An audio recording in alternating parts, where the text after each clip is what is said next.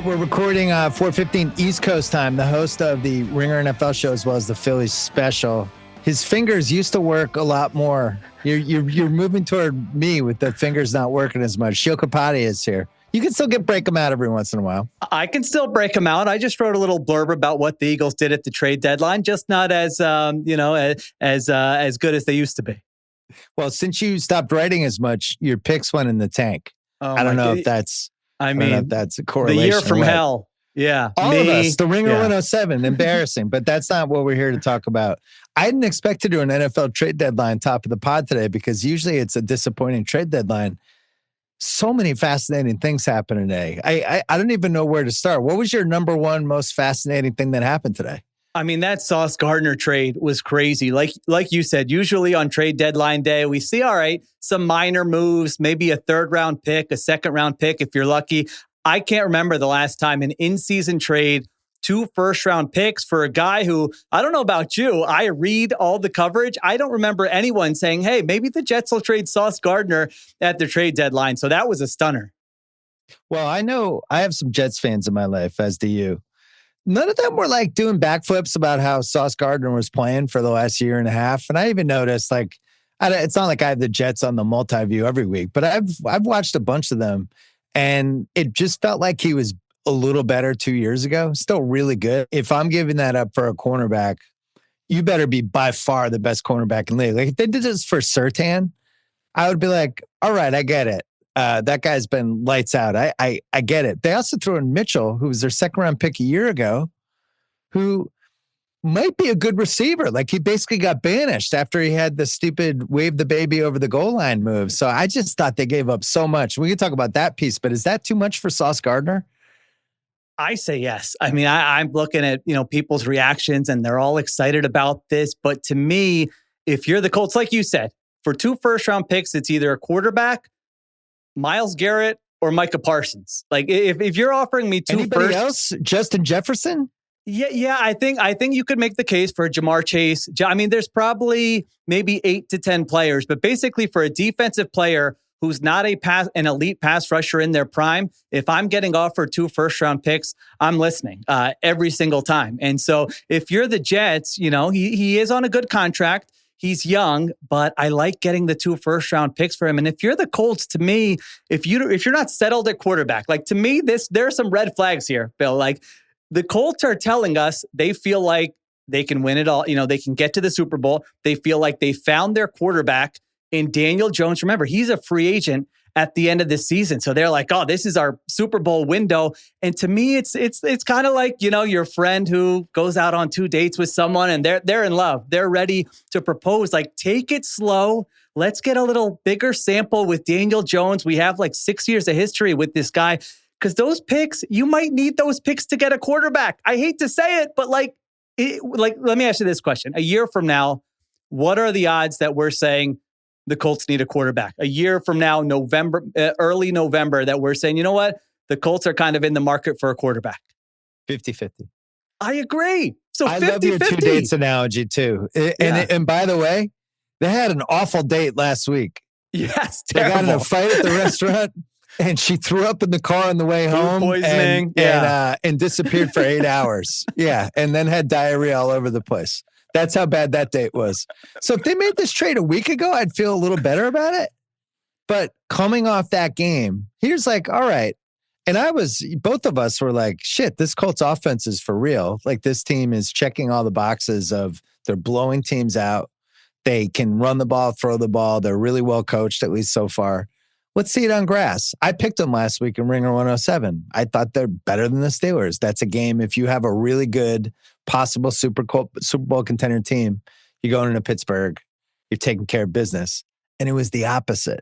It was really bad. And I don't think Sauce Gardner changes my fears about them on the road on grass. Now, maybe they're thinking, Sheil, we're not going to play on grass. We're going for the 1 seed. It goes through us through a dome, and we won't even see grass again until we get to Santa Clara is the only thing I can think. Yeah, if you're a Colts fan, like you said, you're probably excited about it because you're like, ooh, we got a stud corner. We're having a very fun season that we didn't expect with Daniel Jones. So I get that perspective if you're a Colts fan. But yeah, I'm just with you with the 50-50. And even this year, I mean, they're having a very good season. We're talking about an 8-game sample that has been an outlier from anything Daniel Jones has done previously in his entire career. When you look at what he's done, and it's not 9 games because, like you said, they sucked last week. They looked terrible. He turned into a pumpkin. And by the way, they had the hardest remaining schedule in the NFL. If you just look at the betting markets, they do the strength of schedule. It's the hardest remaining schedule in the NFL. So I'm not telling you it's all fraudulent and they're going to stink. If it were me, I would say, all right, I can see being tempted, but let's just take it slow. We have a good team. Maybe we make a more minor move here at the deadline, trade a 3rd-round pick for somebody, that kind of thing. Let's see where we're at the end of the season. Maybe we franchise tag Daniel Jones. Maybe we don't. We have those picks. We could trade for a player in a future year. To me, it's just, 2 years from now, we could be looking at that pick. If the Colts win, I don't know, how many games are the Colts going to win next year? Like, are you confident they're going to win that division? I'm not. That could be a top 15 pick in 2027. This episode of the Bill Simmons podcast is presented by State Farm. Having insurance isn't the same as having State Farm. It's like needing the protection of an offensive guard on the football field, but getting an elementary school crossing guard. Sure, they're both guards, but you can only trust one to keep your quarterback safe when the game is on the line. So don't settle for just any insurance. When you can have State Farm, like a good neighbor, State Farm is there. I looked up at FanDuel as you were talking. Even this year, their over-under is 11.5.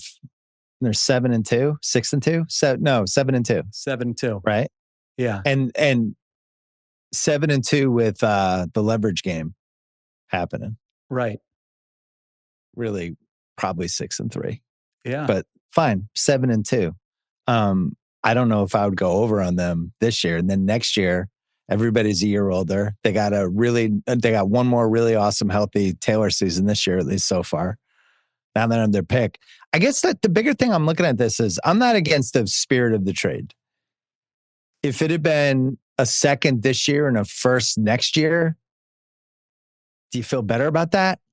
Because I know like everybody, like McShay's been saying this, and please listen to McShay's show this week. He's talking about that 27 draft is like a smorgasbord for quarterbacks and wide receivers, right? That's everybody's kind of pointing at, watch out for that draft. So you want to keep that 1st round in that draft, I guess. But would you care about this one? I don't know. Is that not enough? I still wouldn't be willing to be that aggressive at this point in time. I mean, so you wouldn't have done that. You wouldn't have done a 2nd and a 27 first for Sauce Gardner. I wouldn't do it. I wouldn't push my chips in right now because if I'm in that Colts building and in the meeting room and they're having this conversation, I'm going, like if I'm the Bills or something, a team where you're just like, we have our quarterback, the Patriots even, I could say, all right, let's go ahead and take a big swing on something like that. We know we are not worried about quarterback right now.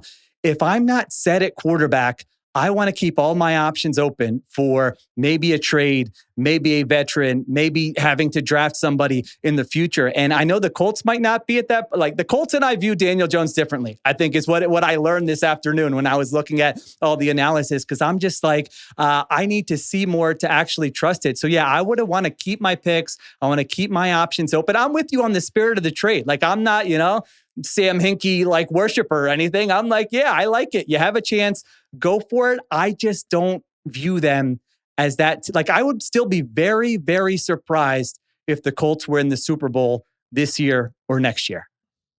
Well, it's interesting because my beloved Patriots, they did the opposite. They didn't do anything. Yeah. This is a team that really needed, over everything else, an edge rusher, which your Eagles went and got Jalen Phillips. Maybe the Dolphins didn't want to trade in division. I don't know the history behind that. But the Patriots needed an edge rusher. They really needed a wide receiver other than Diggs who can get open on 3rd and 8. And Diggs is playing between 40 and 55% of the snaps, right? And you look at the guy, once Booty went out last week, it like Matt Collins played 3/5 of the game. Kyle Williams, who I can't remember a single play he's made all year. He played half the game. So I see like whether it was somebody like Shaheed, which we'll talk about in a second. I thought that That guy's always open 5 times a game. He just has never had a quarterback who can reach him, but he's always down the field with 3 steps on somebody.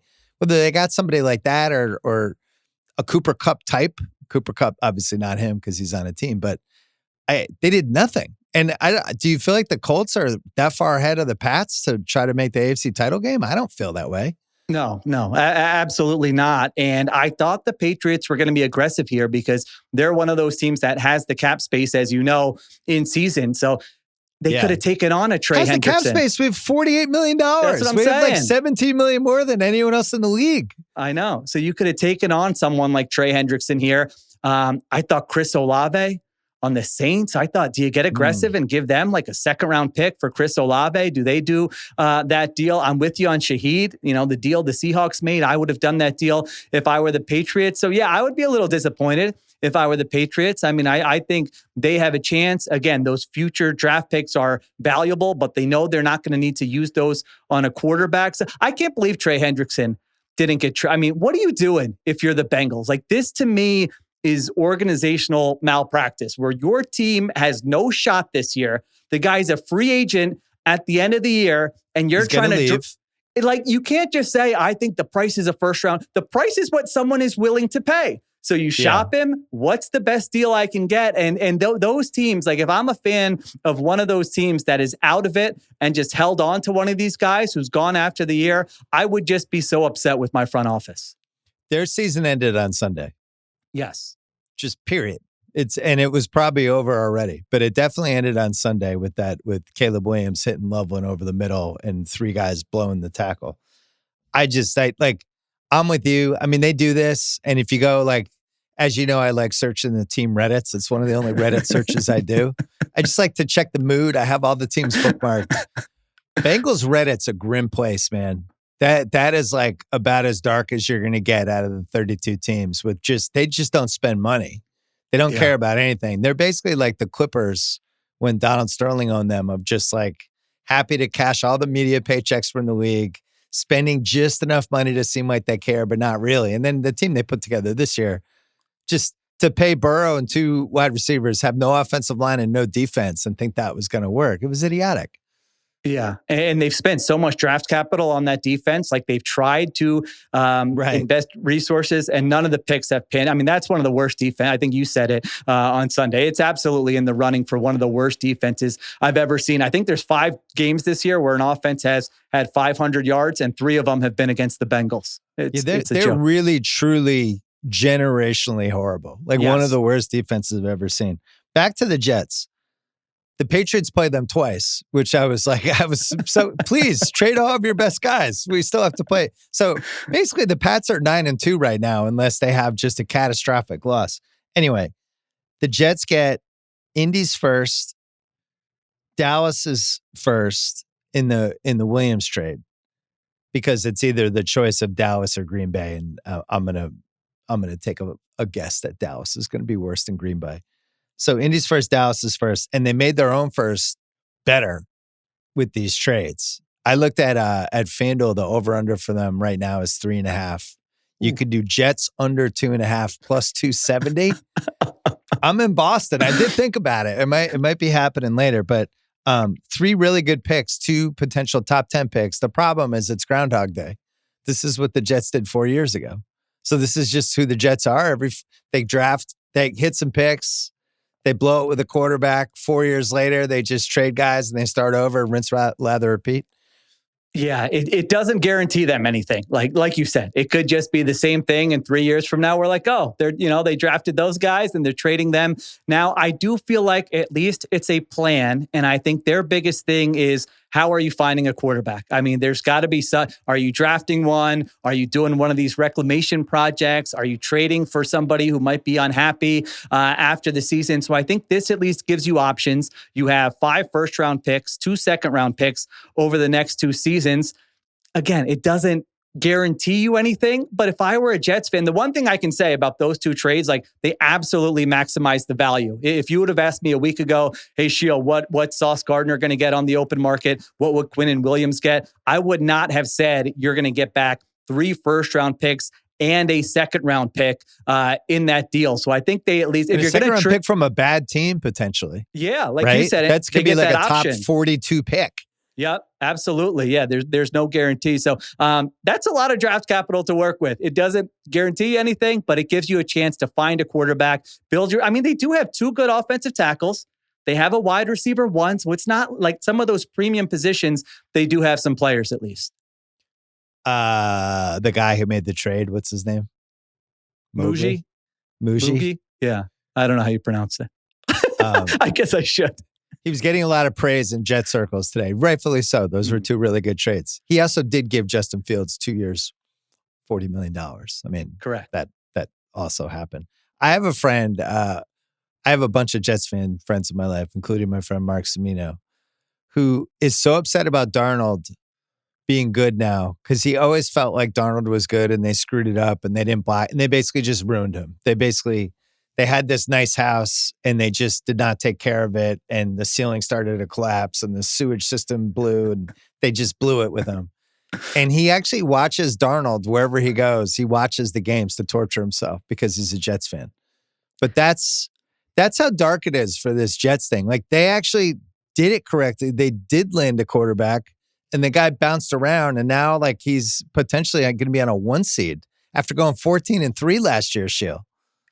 Jets fans I found this too. They have a very soft spot for Darnold where like me, you're probably like me. Like, what if the guy gets traded away and you're like, oh my God, screw that guy. He couldn't do that here. That might be more our speed. But yeah, I think because Darnold just seems like a very cool, likable guy who was just in this horrible situation. And it's like, oh, they're genuinely happy for him, which is something you don't see often in sports. But yeah, I mean, you look at that now, and because they know he was in the worst situation one of the worst franchises, and I don't think they blame him. Also, he grew the beard thing. I think was a great move by him. I agree. I feel like it did change his demeanor. Something seems cooler about him, but he's going to be in the mix now. So I want to save Dallas for a little bit later. So Indianapolis, where do you have them in the AFC right now after this trade? Like if you had like the gun to your head AFC Super Bowl pick, how many teams would you have to list before you got to them? All right. So definitely the Chiefs, definitely the Bills. I have both of those as well.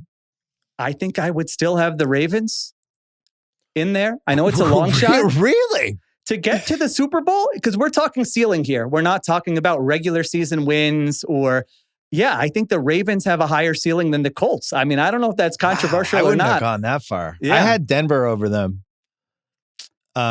You're only because of the defense. I am. Yeah. And there's a little bit of a horseshoe stuff with them. I thought when they played, the teams were even, and I actually thought Denver should have won. Yeah. New England, I would not have over them just because I think New England has some real holes. Like what? I mean, are you sure you're trying to be like you might be leaning too much anti-Homer here? I feel like I don't think anyone's ever told you that I think I would have the Patriots over the Colts. Well, May is a better player than anyone on the Colts, except for Taylor would be the case. But the hits that he's taken the last 3 weeks, this is all I talk about on my Pat's threads. He's 17 sacks in the last 3 weeks and 6 in the last 2. And I thought Atlanta really, really pushed him around and gotten his, I thought they made it really difficult for him. I'm really worried about the injury possibility with them. I don't think they have a lot of depth. But this schedule, they might be able to get a 2 seed and be that team that we all look at and they're like, underdogs in a round 2 home playoff game because nobody believes it's legitimate, which would be great. I would take that right now.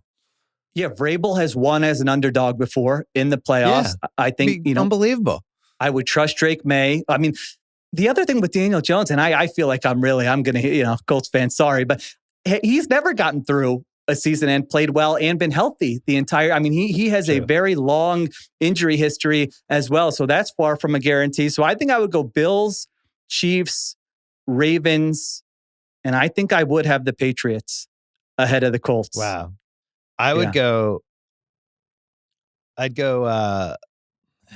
Bills, Chiefs, 1A, 1B in some order. I want to see more, but they have to be the top 2.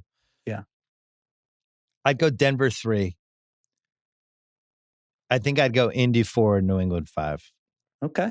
Baltimore has too much room for error with the way they've constructed their season. Any other injury, and they might not even. Plus, you have Pittsburgh, who just has Pittsburgh's this year's horseshoe up the ass team, right? Yeah. And the Steelers fans both know it, but then also get mad and say, "What do you mean?" It's like, all right, well, you had 11 turnovers forced against the Colts and Pats. Like, that's unusual. Let's all agree that that's unusual. Like punts hitting a punt returner. That doesn't happen with other teams. It's just you guys. So I'd probably have the Steelers 7th out of that crew. Yeah. And then Chargers are a cross-off. The Chargers traded for a tackle from the Saints today. I think less to try to win the title and more to just make sure Justin Herbert doesn't get killed. Yeah. That was my takeaway on that trade. Yeah, I don't think they can you lose 2 offensive tackles. And if you look at their numbers this year, when Joe Alt has been on the field or off the field, it turns them from like the 6th ranked offense to like the 23rd ranked offense. Yeah, so I just don't think they can withstand that. So, I'm with you.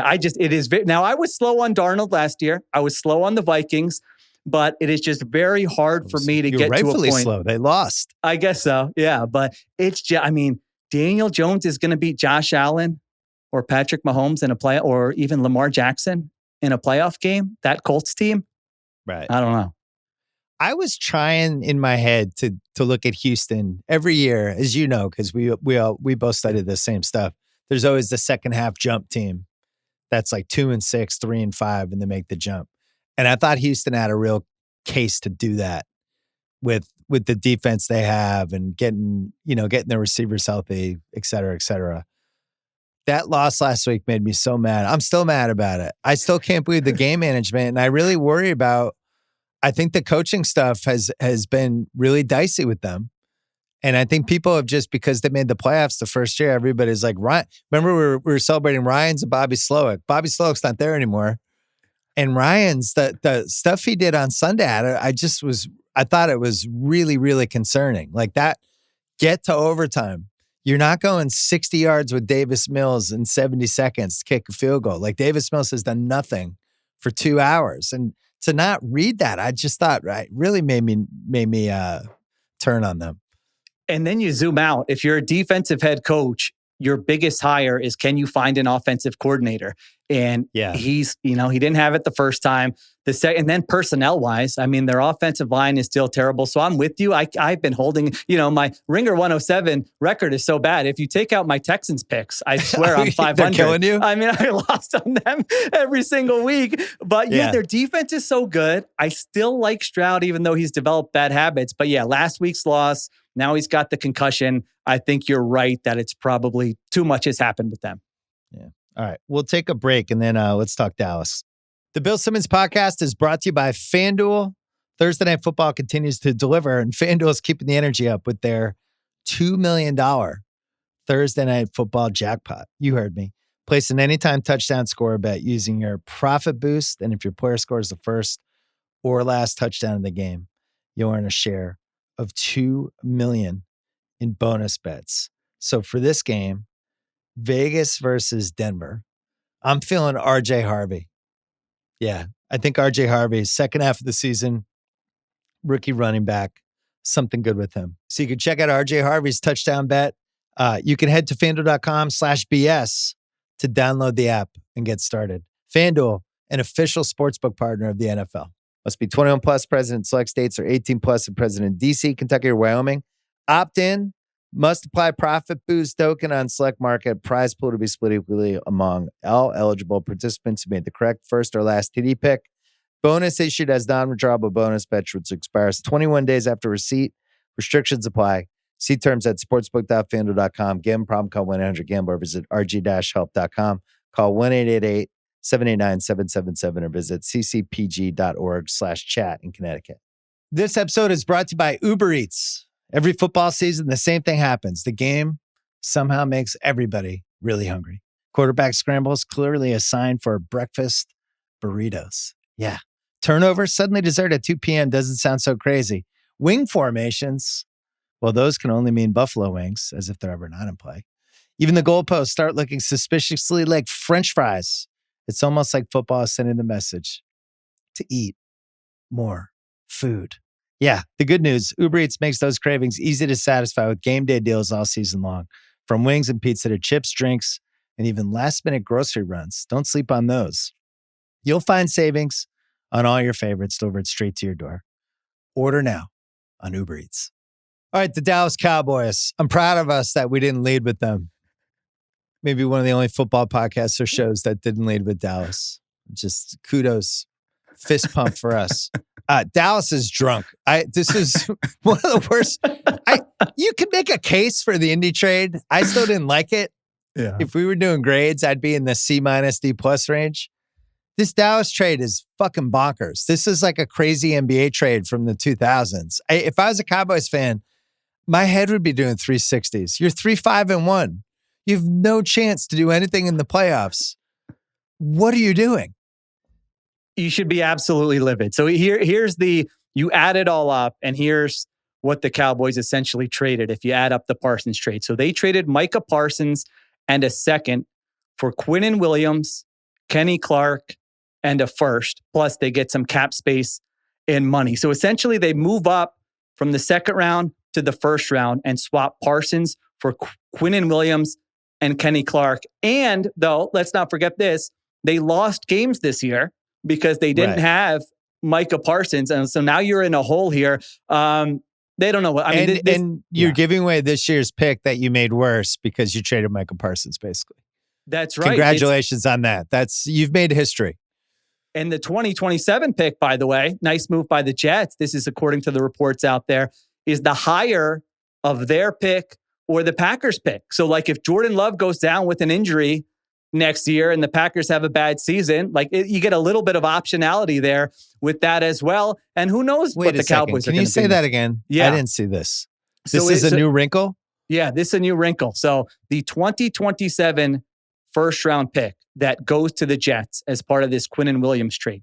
The Jets get the higher of the Cowboys pick or the Packers pick. So that's a nice move there by the Jets that just if Dak Prescott has an injury next year, if Jordan Love has an injury and one of those teams goes really bad, now all of a sudden you have an even higher pick. So can I tell you, do you know how many sacks Quinnen Williams has this year?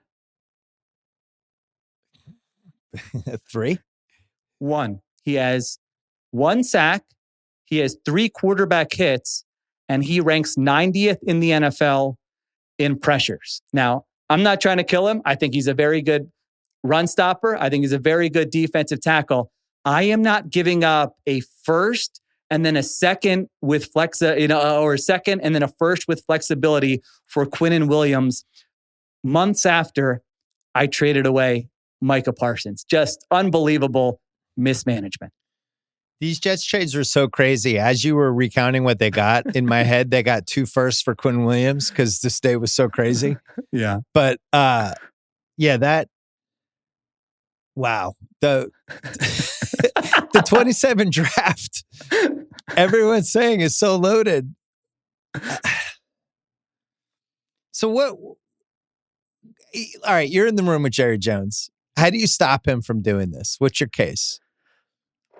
I mean, I have no idea how you stop him from doing this. I would have stopped him from doing the Micah Parsons trade, or I would have tried my hardest. I would have, at that one, I would have gone to the point where I'm locking us in the room or taking away his keys or grabbing his cell phone reception. Yeah. Whatever I need to do, getting him another drink and just saying, Jerry, let's sleep on it and talk about it tomorrow here. But then to come back, I mean, he's been foreshadowing this for weeks and months now, where he has done his weekly radio appearances and been like, well, don't sleep on us, trading one of these picks for a player. We're going to improve that defense. And it's like, all right, if the right deal comes along, go ahead and do that. But I would not have done it for this deal in a season where you just lost on Monday night and looked terrible and are 3-5-1. So you're essentially doing this for what, next season now? Or you think you're making a run this season? I don't get it at all.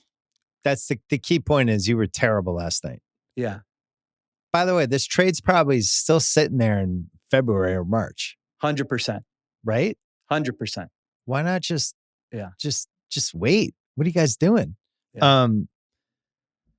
They were so bad last night. we had Brissett last year in the Patriots. He, first of all, couldn't really move. He was so bad that it was a whole conundrum with the Pats fans. Like, do we throw Drake May in even though we can't block and just hope he survives the year over having to watch another Brissett game? And then I don't know what's happened to him in Arizona. Maybe the offense is better, but he demolished Dallas last night. Yeah. Right. And they were not one Quinnen Williams away from, oh, this game would have been totally different if we had been able to control the middle line. Guys were wide open all over the place. They were doing whatever they wanted offensively. So yeah. This is just like, honestly, it's like deranged old man behavior. It is. It's a kind of thing like when you're watching TV shows and they have like the old guy who owns the oil baron, the 85-year-old grandpa, and it's like, wow, he still has the car keys to the business, but we got to figure out how to get away from him. That's where we are now with this guy. And he won't turn down an interview with anybody. Like, he invited Stephen A. Smith. He's doing a live serious show. It's like, what are you doing interviews about? You guys haven't made a Super Bowl in 35 years. Listen, I'll give him credit. He's good for content, and he knows the content waves. You know, he was foreshadowing that he was going to make a trade, and then everyone's waiting, and they trade for Logan Wilson, the linebacker who can't get on the field for the worst defense in the NFL, in the Bengals. And you're like, wait a minute, was this the trade he was actually foreshadowing? So he did make a splashy trade eventually. So nice job with him with the content. They got a lot of headlines in the offseason with Parsons. They got a lot of TV segments. So I guess if you throw all of that into the trade, along with the picks, maybe it comes out a little bit more even in his eyes. This is a good example of, let's remove the second round pick. Would you trade your first and it's the higher pick between the Cowboys and Packers for Quinnen Williams? I don't know. I would even do that if I was 3-5-1. I'm just waiting until March now, right? Yeah, I that you could at least consider. That wouldn't be unreasonable. He's 28 years old. He's under contract. I think he's like a top 5, top 10 defensive tackle. So you could at least talk me into that making some sense, but it's not a no-brainer. It's not a home run. And now you threw in the second round pick as well. The rest of the league must love having Jerry Jones in the NFL allowed to make trades. Yeah. Did you have the Cowboys as a playoff team before the year? I did before the Micah Parsons trade. Pre-Parsons trade, you had him in? Then post-Parsons trade, I didn't. I had him out after the trade. Well, they're going to be really bad. Their schedule after this Raiders game, Eagles, Chiefs, Lions, Vikings, Chargers are all on the docket. Wow. Yeah. So if you're the Jets, like, kudos to the Jets fans. Now you have teams to root against, right? You have these extra draft picks. You can throw yourself into the 2026 draft. It doesn't really matter anymore if you go 1-16. Yeah. I guess the one thing is they weren't able to trade Breece Hall, which I thought was surprising. And, they wanted a third round pick for him, I guess. I did think about it for the Pats. I wouldn't have done it, but if the price was a fourth round pick, I would have done it. I thought the Chiefs. I mean, I was doing fake trades on the Ringer NFL show, and I'm like a fourth that maybe can turn into a third if he does certain things here. If you make like the AFC title game, it's a third rounder. Yeah. I mean, I don't really understand playing hardball with that. He's a free agent at the end of the season. So if you're not bringing him back, you see what the best deal is, and you just take the best deal rather than say, no, we're holding, because you're holding out, and now you got nothing for him, and now he's probably walking at the end of the season. Well, I don't think they wanted to trade him in division. I'm trying to think for the NFC teams, none of the contenders really would have needed him, right? Just go through. I can't find a single one that would have wanted him. So that means you're looking at the AFC, and you look at the top AFC teams. I just don't think the Pats were really the only hope for them unless they were looking at the Chargers. And if you're the Chargers, like what, the Chargers lost both their tackles. They're not making the Super Bowl. They lost 2 of the best 5 guys in their team. So they're out, and then you go through. Yeah, it's a weird one. What did you think about, it wasn't like a huge price, but Jacksonville getting Jacoby Myers?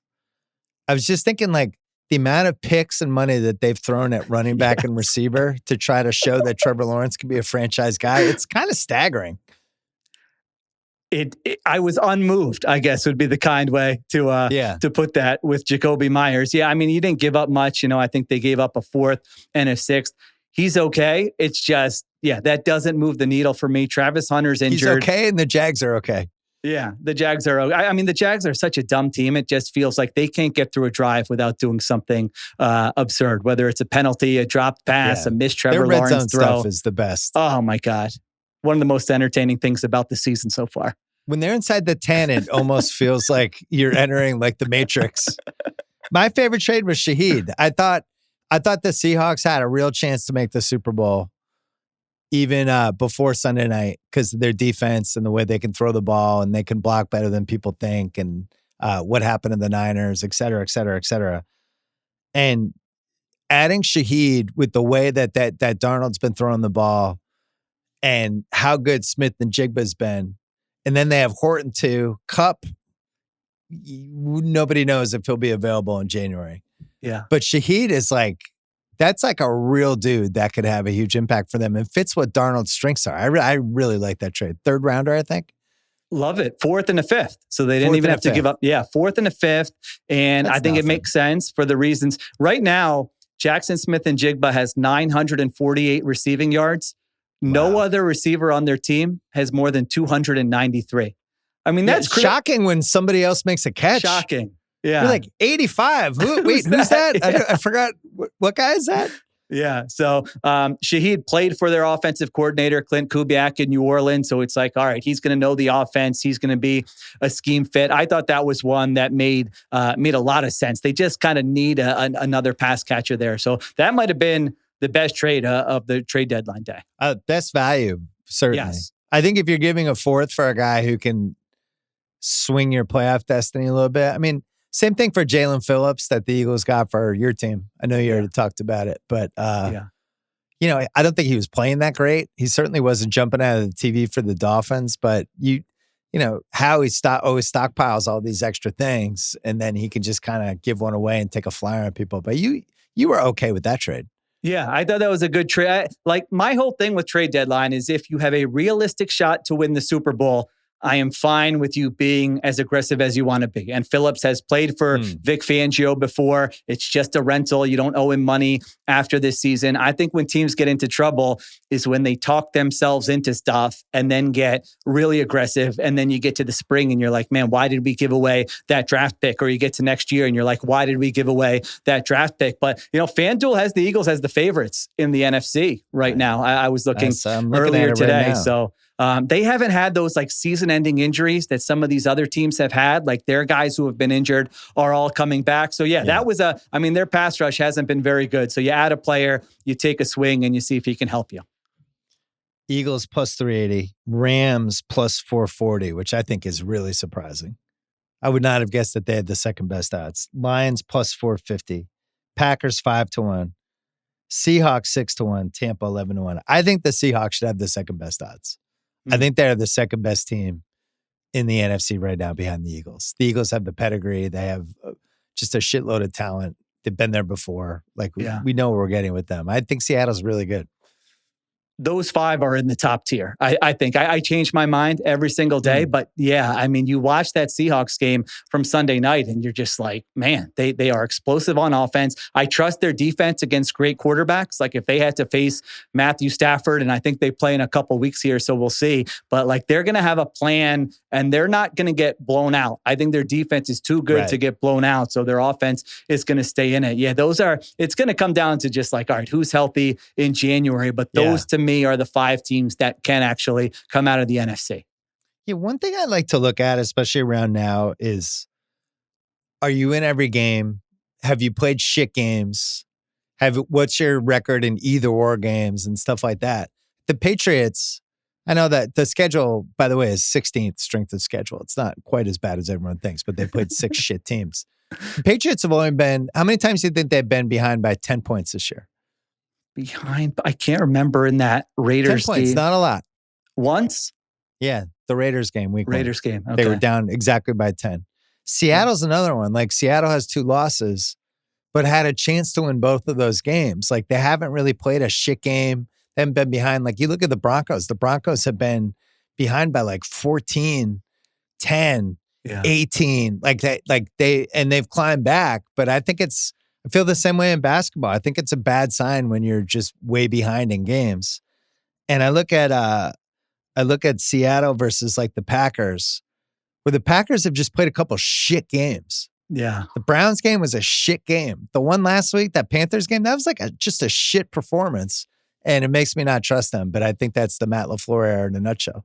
The You just kind of never know when the shit game's coming. Yeah. The Packers are the NBA team that regular season, you're like, and then you're like, they think they can flip the switch in the playoffs, which there's NBA teams but the Packers like haven't done anything to warrant that. No, that's my thing nothing. with them. It's like if they were defending Super Bowl champs and this was happening, or they always get there and you're like, oh, we've seen this before, like the Chiefs. You're like, all right, we kind of know where this team's going to be, but they haven't done that yet. They still just play with their food for a half every single game. And I think they're still really good. I think they have a high ceiling, but they are a pretty frustrating team to watch.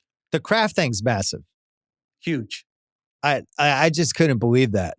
Not to mention I had him on a couple of fantasy teams, but I just thought he was really blossoming as like, oh, it's 3rd and 5. You know where they're going. He was really becoming one of those guys in real time. And I'm not sure. Maybe there's more Matthew Golden now. I'm not sure where they going on 3rd and 8. I think it's always a great thing to think about. I think this is the thing I worry about with Buffalo. Like in a playoff game, we're down 3. There's 6 minutes left. Where am I going on 3rd and 8 if Josh can't like do something? Who is the guy? Is it Kincaid? Is it Cook coming out of the backfield? Who is your guy in this spot? The Pats have at least found Diggs, right? The Chiefs, they always have Kelsey, and now they have Rice back. Yeah. But yeah, Green Bay, I don't really know who that guy is. Yeah, who's going to get you a bucket? It's man coverage. They're not playing soft. It's 3rd and long.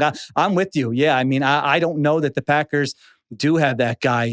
So that's a big. I thought Kraft was the best tight end in the NFL. I mean, he was a beast. Like now, really Brock Bowers, I can be like, all right, Brock Bowers. Now that he came back, he was ridiculous. I mean, that Brock Bowers performance on Sunday, he did in week 1, got hurt. 8 weeks off, and he was. That was one of the best games anyone's played all year. They were like, they were just trying to take him out. And they couldn't even take him out. They were just moving him around, doing different things. Yeah, very uncommon for a tight end can just like lift your entire offense. But I thought Kraft had the belt before Bowers came back, and so you're losing. I mean, any of these contenders, you lose like your go-to guy in the passing game. I think it's a big deal. So who do you have in the NFC? I still am sticking with my preseason pick, which was the Eagles getting back to the Super Bowl, especially when you look at their division and how it's going. Like they're not going to be needing to sweat that out down the stretch. So I think they're in a good spot just from a health standpoint. But I change my mind every week on that. I had the Packers last week or 2 weeks ago, so who knows? I had the Packers before the year. The Kraft thing, I want to see what happens with Seattle over these next 2-3 weeks because people now know they're good. Yeah. Right. They're in a different space now. This is like, hey, this is a real team. We got to get up for this game. And I want to see how they handle it. But the Darnold thing was been a home run. We didn't know if that was like Darnold versus Geno. How's this going to work out? Is Darnold damaged goods? He was so bad. And Darnold's doing great. They can block. Yeah. The defense is probably, it has to be in the top 3, top 4, depending on what's going on with your defense, top 3 or top 4. So I don't know. If I had to pick from a value standpoint right now, I would probably do Denver with Seattle, which is, what do you think that is? Denver versus Seattle in the Super Bowl. Oh my gosh. Just for a value pick. Plus, just gotta be, man. 900? Am I close? It's 50-1. Oh my gosh. That's not even close. All right. Well, put the Eagles in there instead with Denver, and that's 36-1. You put Seattle with, let's say, Buffalo, 25-1. But I think Seattle, I think they really have a chance to get like a 2 seed. And if they get a 2 seed and they get at least that first home game and then the 2-3, they have 2 home games. And then defense travels and they go into Philly potentially. And I think they'd have a chance, but then you'd have Darnold on the road on grass, which, after interception 3, you're like, why did I bet on this? Yeah.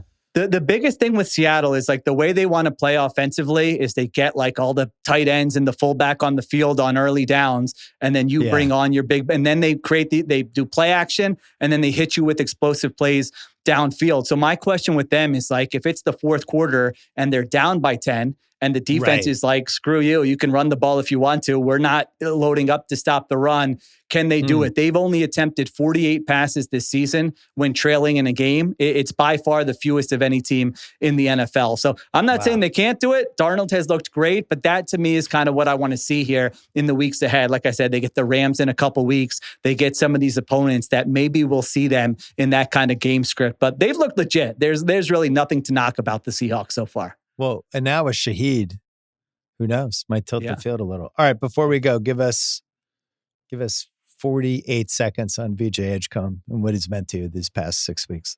I haven't been this into a Sixers team in 25 years, and people laugh at me. They're like, what are you talking about? The last 8 years, 10 years haven't been that bad. And I'm like, I've never just the watchability where I'm like, when do they play next? And like adding it, okay, they're there at 7. I'm going to pot it this time. I'll catch it on DVR. That type of energy that you have with the team that you love hasn't been there for me in 25 years. I knew he was springy. I knew he was athletic. I knew he was competitive.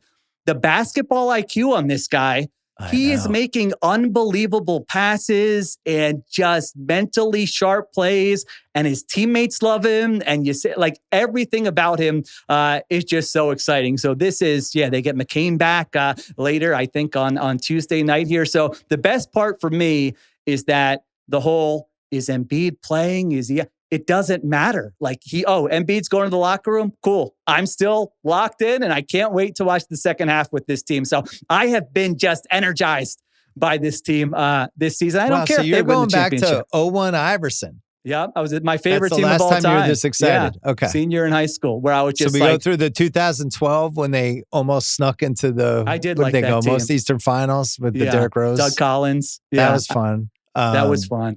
All the process, 2018, when they lost to the Celtics. 2019, losing in the last second to Toronto. No? I wasn't. Listen, 17, I was into it because it was like for the first time, they now have they're finally back in the playoffs. But this, again, is just it's a Tuesday.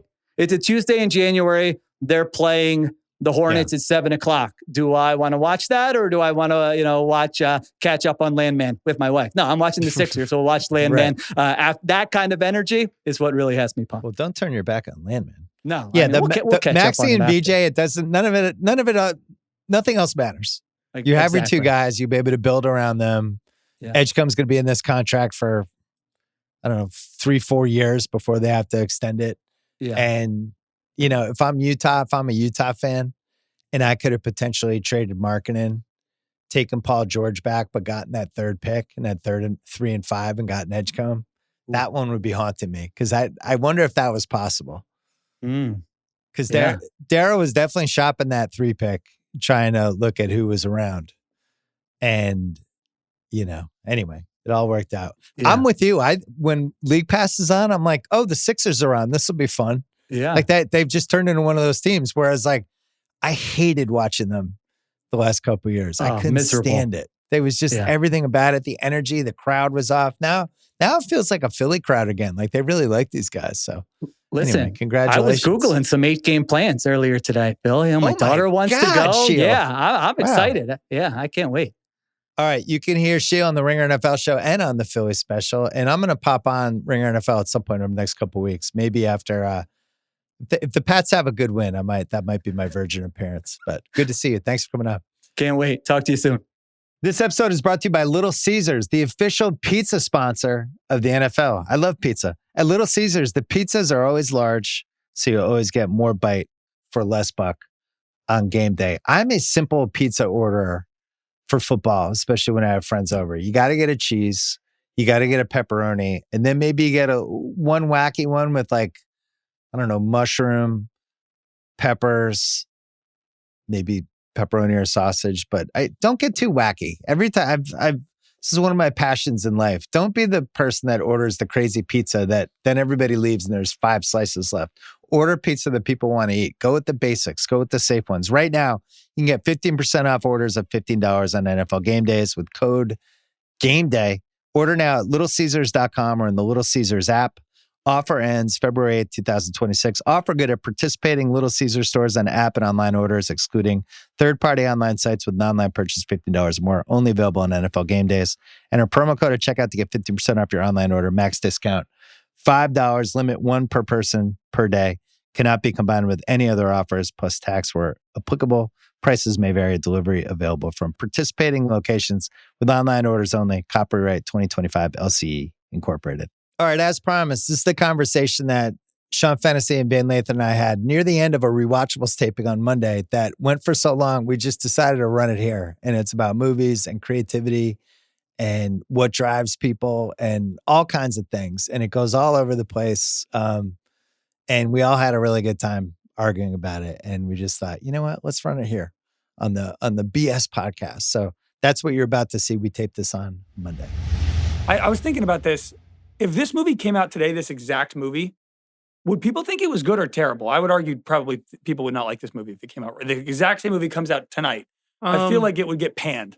It would be a streaming movie for sure. Right. Yeah. It just wouldn't go into theaters, a movie like this. I guess you could say that the most recent Austin Butler movie, Caught Stealing, is like kind of like this movie, where it's just like a crime drama with a movie star at the middle of it with some kind of gnarly incidents. But I mean, this movie cost $75 million. yeah. So this is my thing. But is the bar higher? Are the stakes higher now? Like, why would this movie, if it's the exact same movie, why wouldn't it work now? Well, it's not that it wouldn't work. It's about why you, to me, and Sean could probably give a more thoughtful answer, but when the movies like this are back in theaters, to me, that will be when that experience is back. Like, I look at films like this, cool ideas executed by really talented people for everyone to see, but you have to get up and go to the movies. Well, it's no IP. It's slightly smaller in terms of like what it's saying, I guess. But at the same time, there's no IP, but this movie has a gigantic movie star, a legendary director, a big budget. There are reasons to go and see something like this. But as long as this movie would exist on streaming now, I think that's kind of the problem, at least. Well, one of them, I would guess the single most popular genre of movie on this show over the years, if you had to do like a data analysis of every genre, it's probably crime thriller, right? Yeah. Action thriller. Thriller. Yeah, that's one of your favorite kinds of movies. Yeah. Those movies are really fun to talk about. To talk about because they always have nitpicks. But those are movies specifically that don't work now, that you don't see coming out. Well, they also all have like a hint of kind of being funny because there's some cheesiness in them. Yes. Yeah. And that's completely gone now. Yeah. And again, I don't know why that is. De Palma has a big sense of humor. He doesn't do comedy ever, but he has a really good sense of humor about characterization. What's the specific thing about the action thriller that you feel like audiences aren't responding to? I think it's because it's just it's in the middle. And so there's it's like this movie costs a lot of money to make. It's shot in like an arena with hundreds of extras. It's got a big set piece with this rolling ball coming down the hill. Like, it has the trappings of a big movie. And this would probably be panned as a movie that was not profitable because it made a little bit more than its budget, but it probably ultimately lost money. Although maybe with the DVD sales, it didn't. That's another thing. Totally. Though. But now, if this happened now and it was a $70 million movie that made like 95, the Variety would write about how this movie lost money. Yes. Not profitable for De Palma. Maybe we should just shoot Variety into the fiery pits of the sun. How about that? I'm definitely sick of reading those stories. I don't know. Why do those stories exist? Not because why didn't they do that with the Dodgers? Like, the Dodgers won their back-to-back World Series, but they spent $330 million and they didn't make their money back. Fuck off. Well, this is the deal. Number one, and obviously you guys know I've played into this. I think that the economics of whatever it is have become such a part of what it is that we do. When people started reporting, do you remember when Striptease came out? One of the biggest stories about Striptease was how much money she got paid to do the movie. Yeah. Like, they gave her like $12 million or something like that. I remember when Selena came out, it was like the first Latina actress to make $1 million. That started us talking about the salaries of the actors and what it meant to be a $20 million actor. Started us on... Will Smith in this movie. I think Will Smith and Jim Carrey were a big part of that in the 90s. Yeah. And then you also had movies like Bonfire of the Vanities and Waterworld that were like, the budgets were constant points of conversation. Was the whole infrastructure of people writing and reporting this for the first time in a real way. They predid this with Titanic. The Titanic was a very troubled production. Yeah. We talked about that in the pod. A lot of money. But everyone thought it was going to be a bust. But that has evolved into this entire section of discussing movies that is about how profitable the movies are. And obviously people are listening and they know I've talked about this stuff based upon the talent and the budget and all of that Well, stuff. the thing that you hear now, you hear maybe not normal people, but just general movie fans say things like, well, when you factor in the marketing, it's actually 70 million more. And it's like, you don't have to know that. Like, that's not important for you to know as a movie fan. I talk about box office all the time on the pods. I do think it is important because it tends to dictate what kinds of movies get made. So it's valuable to kind of understand why movies are working and not working. But the race to be like, this movie failed after 6 weeks, I always find to be really, really strange, no matter who's making it. It doesn't acknowledge the infrastructure we have now for movies where some people just wait till they're on Amazon or wherever. Yes. Or and there's no visibility into VOD. Or they want to buy a Blu-ray or whatever. But for Variety or for whatever publication is doing it, they're doing it because it incites people. It stokes rage, yeah. It stokes rage. Like, it incites people. The sports media is no different. It's very all similar. the same shit. It's like what can get a headline and traffic and people to read this. The thing about the budgets for these teams, they're different because of just the amount of joy that people get from the team itself. There's always going to be a conversation, particularly in baseball, about how much the rosters cost and all of that stuff like that.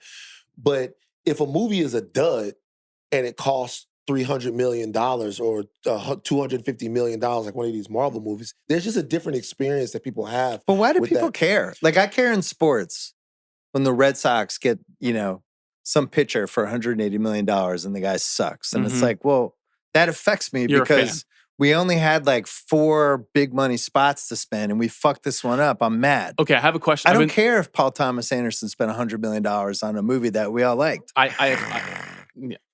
I know you're mad, but to me, that was the same thing as Kugler. I felt exactly the same about both of those experiences. The Dodgers thing I wanted to ask you about, though, is the one thing with this Dodgers title is that this, I could be wrong about this, but I think this is the first World Series champion in which the 10 best players on the team were bought.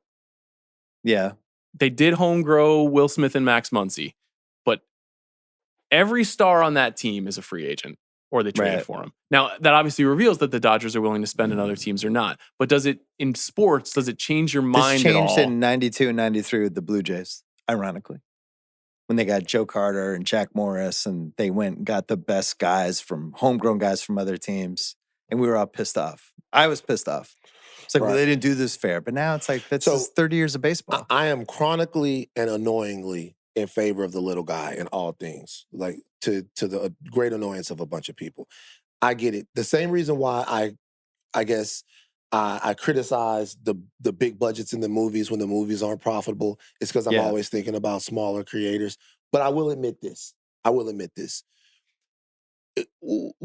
At a specific time, at the time we're in right now, where there are so few things that we can actually agree on in terms of things that are good art.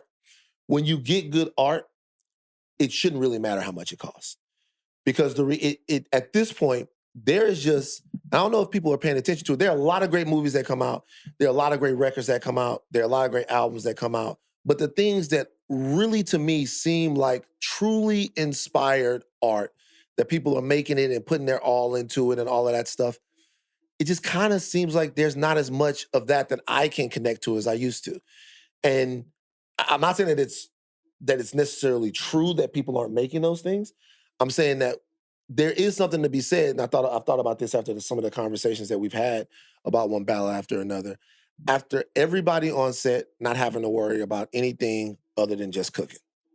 About everybody on set just being able to not having to worry about when the money gonna run out or like when you gonna do this or how you gonna pay. Just everybody just worried about, there is something to be said for that. And I think that concentrating too much on the financials kind of gets us away from it. Because that was not a conversation, I'm assuming, when Snake Eyes came out. Nobody was like, was this profitable in the same way Babylon, which made like $70 million and cost probably similar to Snake Eyes. That was the only thing. Oh, this movie lost so much money. It flopped. Yes. Yeah. You know what's interesting, though? In movies, this has always been a conversation, and in sports, it hasn't. Like, I remember when I was a kid, I think it was Inside Sports, they ran an article, a cover story about the first $1 million athlete, Nolan Ryan. And it was like the cover, and it was like, these guys now make $1 million. And I remember being a kid, like, whoa, that's a lot of money. But it didn't make me think differently of the athletes. No. But in movies, talking about whether something costs too much, you go back to like Cleopatra and that era. Yeah. Did the Godfather? Did this cost too much? Did they make a mistake? Is this going to bankrupt the studio? This has kind of been the lingo for, I don't know, 70 years. Well, the trades are predicated on driving interest, but with a winners and losers creating mentality. Panic. It's just an angle to criticize something. And to create panic for, they could be done if this doesn't work. We're treading in a dangerous, like, I'm not attacking you territory. But I do think that the era of fandom did create a kind of like us versus them mentality amongst people, mostly online. No, in real life, people aren't like, I like this and I don't like this. But people are very eager to rush to tell, like, people love to tell me that one battle after another is a flop because they know that it's my favorite director, my favorite movie of the year, and they want me to feel bad that it didn't make money. And that is the thing that I like is more important and better than the thing that you like, which is a kind of insidious thing that has happened in culture over time. That has to do with the nerds. And it's just a fact. Because I'll just be completely transparent. If you grew up, I'll speak for me. I'll speak for the nerd in me. If you grew up, and for one, and I know that we have a similar upbringing as far as this is concerned. If you grew up and you collected over 3,500 comic books, right? And you read them all the time, and constantly, over and over again, that was something that was supposed to be niche, and something, no matter how much people love Superman, it was something that's supposed to be niche, it was something that's supposed to be weird, something whatever. The comic book revolution, the Star Wars IP revolution, all of that stuff was a validation of everything that you did in your youth. And you being able to do that and talk about it and having that go mainstream. I remember I used to be on TMZ being like, you guys would call us nerds and be like, there's no nerds. The movie made $2 billion. We won, right? And those movies exist. They have to have gigantic budgets. They have to have huge budgets, but they are only validated. Nobody cares about how good Robert Downey Jr. was in Avengers Endgame. Those movies are only validated if they make money. So the minute that they don't make money, doesn't matter what, the minute that they don't make money, people shoot at them. People shoot at them. They go, all right, well, your big special thing that you love or whatever, it flopped. Nobody cares. Nobody cares, just like they never cared. And then you just go, okay, well, the thing that you love, it flopped. Nobody cares. What's the difference? And if the difference is just the quality of the art, that's always subjective.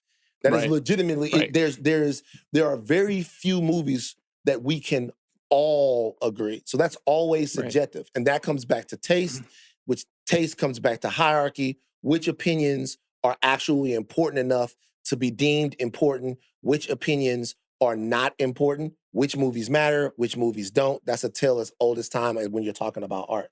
Like we have that same, that's a Jay-Z versus Talib Kweli conversation. That's, you know what I mean? So like all of that stuff exists. Yeah, but how does that explain why anyone would care if Sinners or One Battle After Another spent $25 million more than they should have? Who fucking cares? Well, that's the part I don't get. The response to the Sinners thing was the fact. Who cares? The response to the Sinners thing was the fact that at least initially, it seemed as if those two movies were treated in different ways. Sinners had a gigantic open, and the Variety headline, or at least what made it to Twitter, was this movie opened big, but it's got a long way to go to become profitable. But it was one news piece, though. It was almost like the Lamar Jackson, how one person said he should be a receiver, and then that just became everybody said he should be a receiver. It's like, nah, it was one idiot. But you do understand, though, that a movie that is that connected and that undergirded by a celebration of Black culture, Variety, which is by far, to me at least, the most relevant trade, taking that spin on a movie that opened big. It actually opened. It opened big. That I'll just be honest with you, for a Black man, you're good, but you're not quite good enough. I was just like, okay, fuck you guys. Bill, the answer to your one battle thing is why are people upset? As they're not. No, like they're not. No one gives a shit. Yeah. These are like the 0.001% of people online who are not real people are like stoking these flames that don't know. Every normal person you'd see on the street would be like, I don't even think about movie budgets. How much did it cost? What does that even mean? I liked the movie. It's also just a context-free of like recency bias in terms of reflection on what a movie means. One Battle and Sinners are made by the same studio. Like the profits of Sinners benefits the ability to make more movies Apex like Sinners Mountain. And One Battle After Another. But the second or third biggest movie of the year is Minecraft, which was also made by Warner Brothers. You don't make Minecraft to make an art film. You make Minecraft to make money so that you can take chances on other films. That is the story of Hollywood. That is what made Hollywood studios great, is that they had this fine-grained balance between, you got to make a wrestling picture because people like Wallace Beery movies in the 1930s. They're going to show up. That's going to guarantee X number of dollars. So then we can take a chance on something a little bit more audacious with an artist who we think is really interesting. That is a 100-year-old story. So if on Monday morning when you're looking at the box office returns, you're like, man, this sucks. One battle, it costs $140 and it's only going to make $207. Gosh, this could have been way better because you got to factor in the marketing. It's really disappointing. But that discounts the fact that it exists within a system in a studio, and that system exists around all these other studios and all these other companies that are thriving right now. So it's kind of an incoherent fight that I personally am having every other day. And I'm a little exhausted about, but I also feel complicit in because it just drives the discussion. It really does keep people interested in this stuff in an ugly way. The only time I've ever cared is when the studios would spend money on this is probably a more 2000s, early 2010s thing. They'd have the money to really splurge on like 3 things. And they were always the wrong 3 things. And then if they did well, I would monitor that. I'd be like, oh, fuck, we're going to get more of this shit. Yeah. Yes. You know what I mean? Yes. Like, oh, man, that worked. God damn it. So last thing I'll say about this is, obviously, you guys know I bring a ton of baggage and bias into this, right?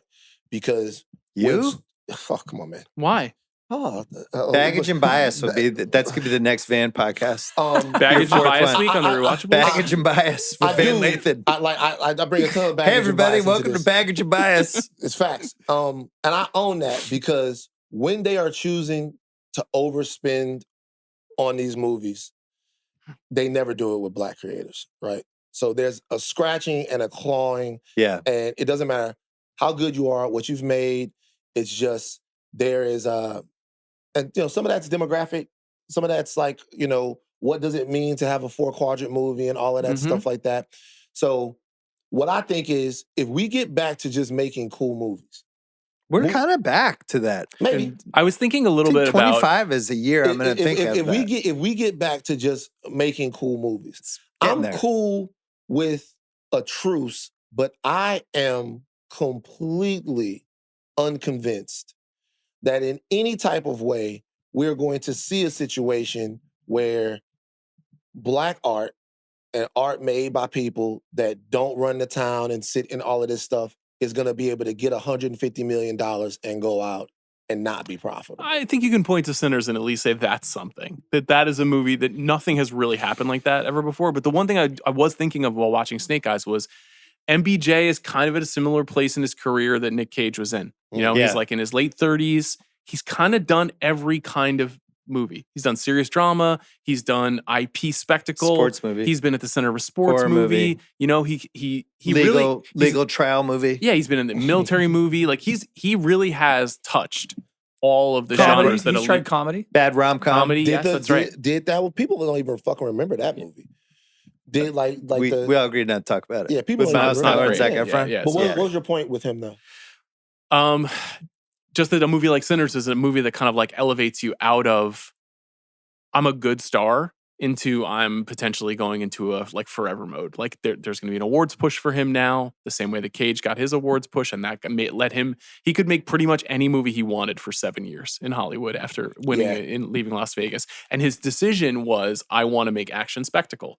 But you can go in another direction. You wouldn't have the same clout that you had in the 90s, but it's interesting. Like these guys, the decisions that they make at this point in their career also dictate the future of Hollywood. Like Leo has spent 25 years being like, fuck it, I really like Scorsese. I'm going to get as many Scorsese movies as I made as I possibly can through the absolute center of my career. That has been his primary focus. And raise money to make the movies even. That's the whole story of Wolf of Wall Street, is him going out and raising the money to get that movie made so that Scorsese could direct it. So it is also incumbent on the stars who are at their center of movies to use their power to get cool stuff made and not just be cynical and not just make the same old boring action movie where they reach their quote, and it's like, oh, well, I'll do it for Netflix, but I won't do it for Paramount because Netflix will pay my quote and Paramount won't. You have to sacrifice something to get that thing, no matter whether you're white or black or whatever, in Hollywood. Yeah, I mean, look, you're not wrong. For me, I just look at there being such a contagion inside of the system of that, right? And there isn't.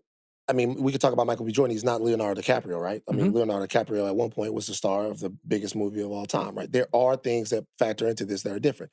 One thing I do know is this, is that knowing as many people in this town as I do. Oh, I like that, in this town. It's true. Wow. That are looking to create, all they want is story. There's nothing else. There's no, for the majority of these people, there's no agenda. There's no nothing. They have things that are burning and inside of them, and they want to be able to tell these stories. And they want to tell them. Sometimes they're going to be easy to understand. Sometimes they're going to be incoherent. Sometimes they're going to be great. Sometimes they're going to be bad. Sometimes everybody just wants to get their shit out. And all of these other conversations are wrapped into age-old schisms that have existed in America since time immemorial. But we just want to watch and make movies. And that to me, sometimes we talk about a lot of other things, but we just want people to be able to make movies and watch movies and all of that shit. How are you grappling with the fact that perhaps the decline of the superhero movie might be the thing that actually saves original storytelling? I think everybody. I mean, like, would you? Is that a trade-off that you're willing to take? Sure, certainly, I think everyone. It doesn't matter what type of movie is being made. The action star that we talked about before, Van Damme, Schwarzenegger, all of those guys, they got market corrected. Seagal. Those guys got those guys got market corrected. Stallone. They did. They got market corrected. Their genre, their movie making. They were superheroes. Yep. Their movies didn't last forever. So like we'll see what is next, and we'll see what happens next. I'm good with it. I think it comes down to the same thing as always: writers and directors. The thing we always talk about who's the next movie star and do we need more movie stars, and obviously we do, and it's always nice to have them. But if you have the ideas and you have somebody who knows how to make it, you can win 12 games with Alex Smith, basically, to use a Kansas City Chiefs analogy. That is in this town, the thing that I hear the most is who's the filmmaker? Is there a filmmaker who can bring to a story this sense of event? That's the thing that everybody is looking for, is how do you eventize something that in 1998 maybe didn't necessarily need to be communicated like that. But if you look at what the major studios are doing now, it's like Warner Brothers putting their arms around Coogler and PTA and Zach Cregger this year. If you look at Universal putting their arms around Daniels, Steven Spielberg, Christopher Nolan, Jordan Peele, like these are strategies happening inside the studios where they're like, bankable, awesome guys. Netflix is going all out for Greta Gerwig for Narnia. Like that is the move. And the problem is the thing that you're describing, which is that the studios don't develop the talent like they did in the 60s, 70s, 80s, 90s. They don't let people take shots the same way. You got to make it for yourself, and then if you get lucky, you get noticed, and then you get plunged into the deep end. Right. Even those guys we're talking about, though, those guys had to break the system.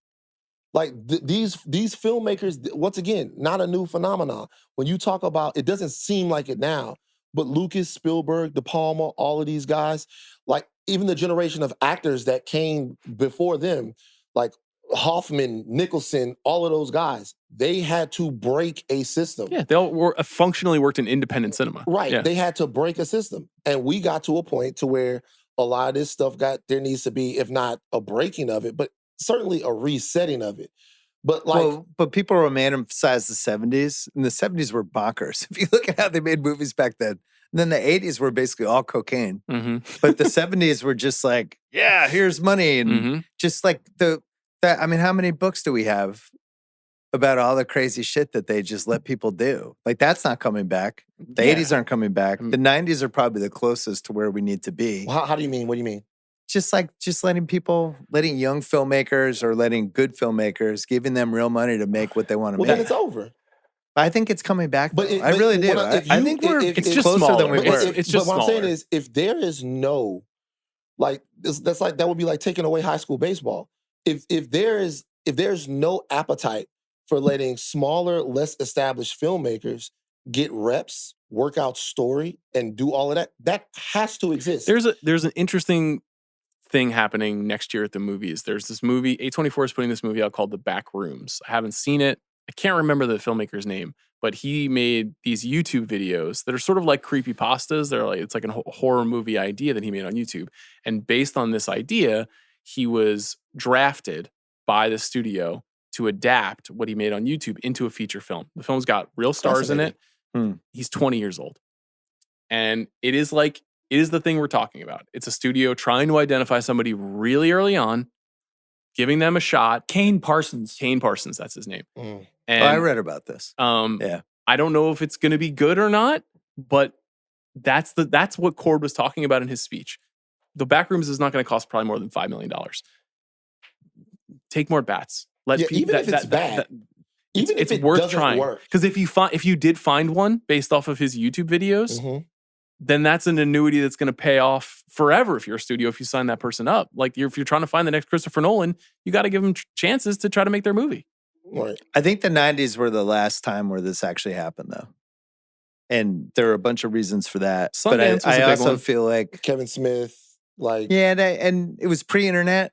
And I wonder, PTA. sometimes does the internet in some ways make it less likely for somebody to just have an imagination to come up with a story because they have easier you're saying things? the talent isn't there.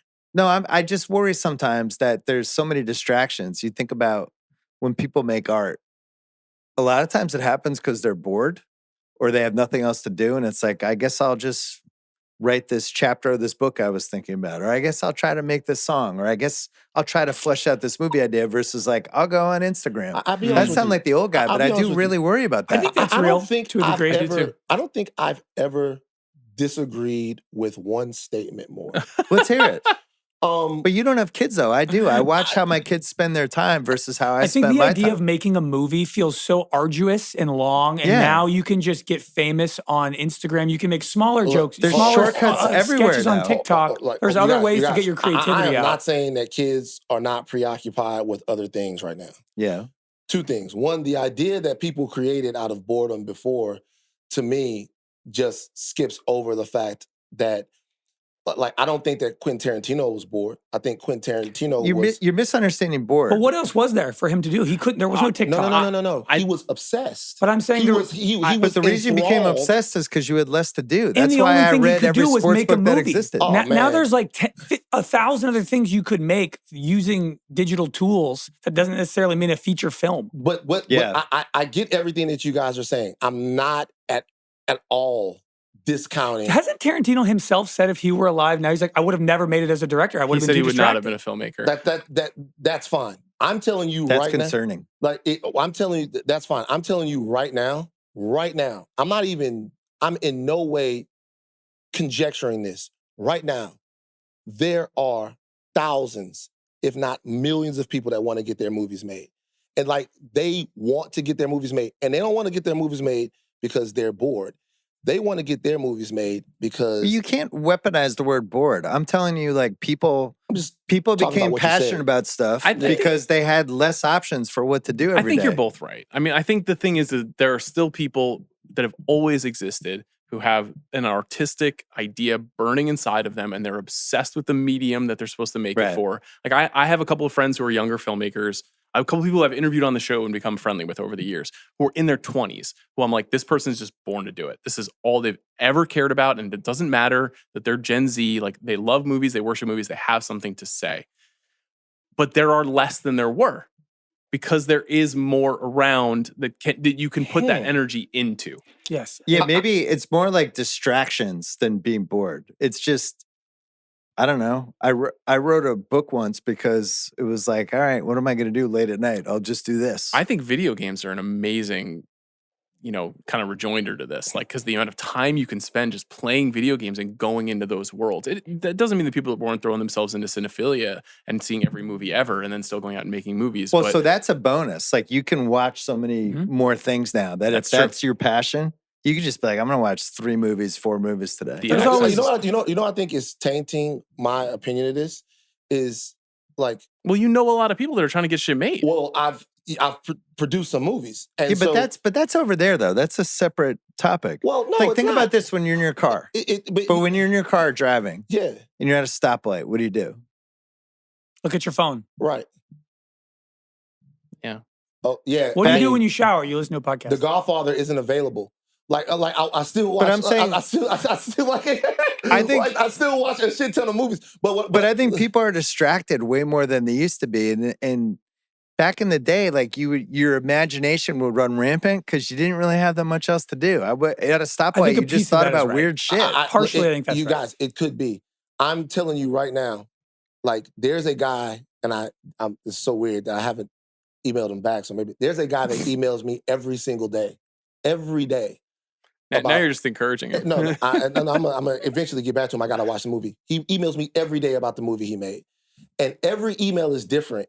Every email is like, this is a film that we came together and made in Toronto, and it's about this, and let me tell you this. Then the email on top of the email is, Van, they're like, I know I worked as a radio DJ. I know so few of these emails get through, and I've read every single one.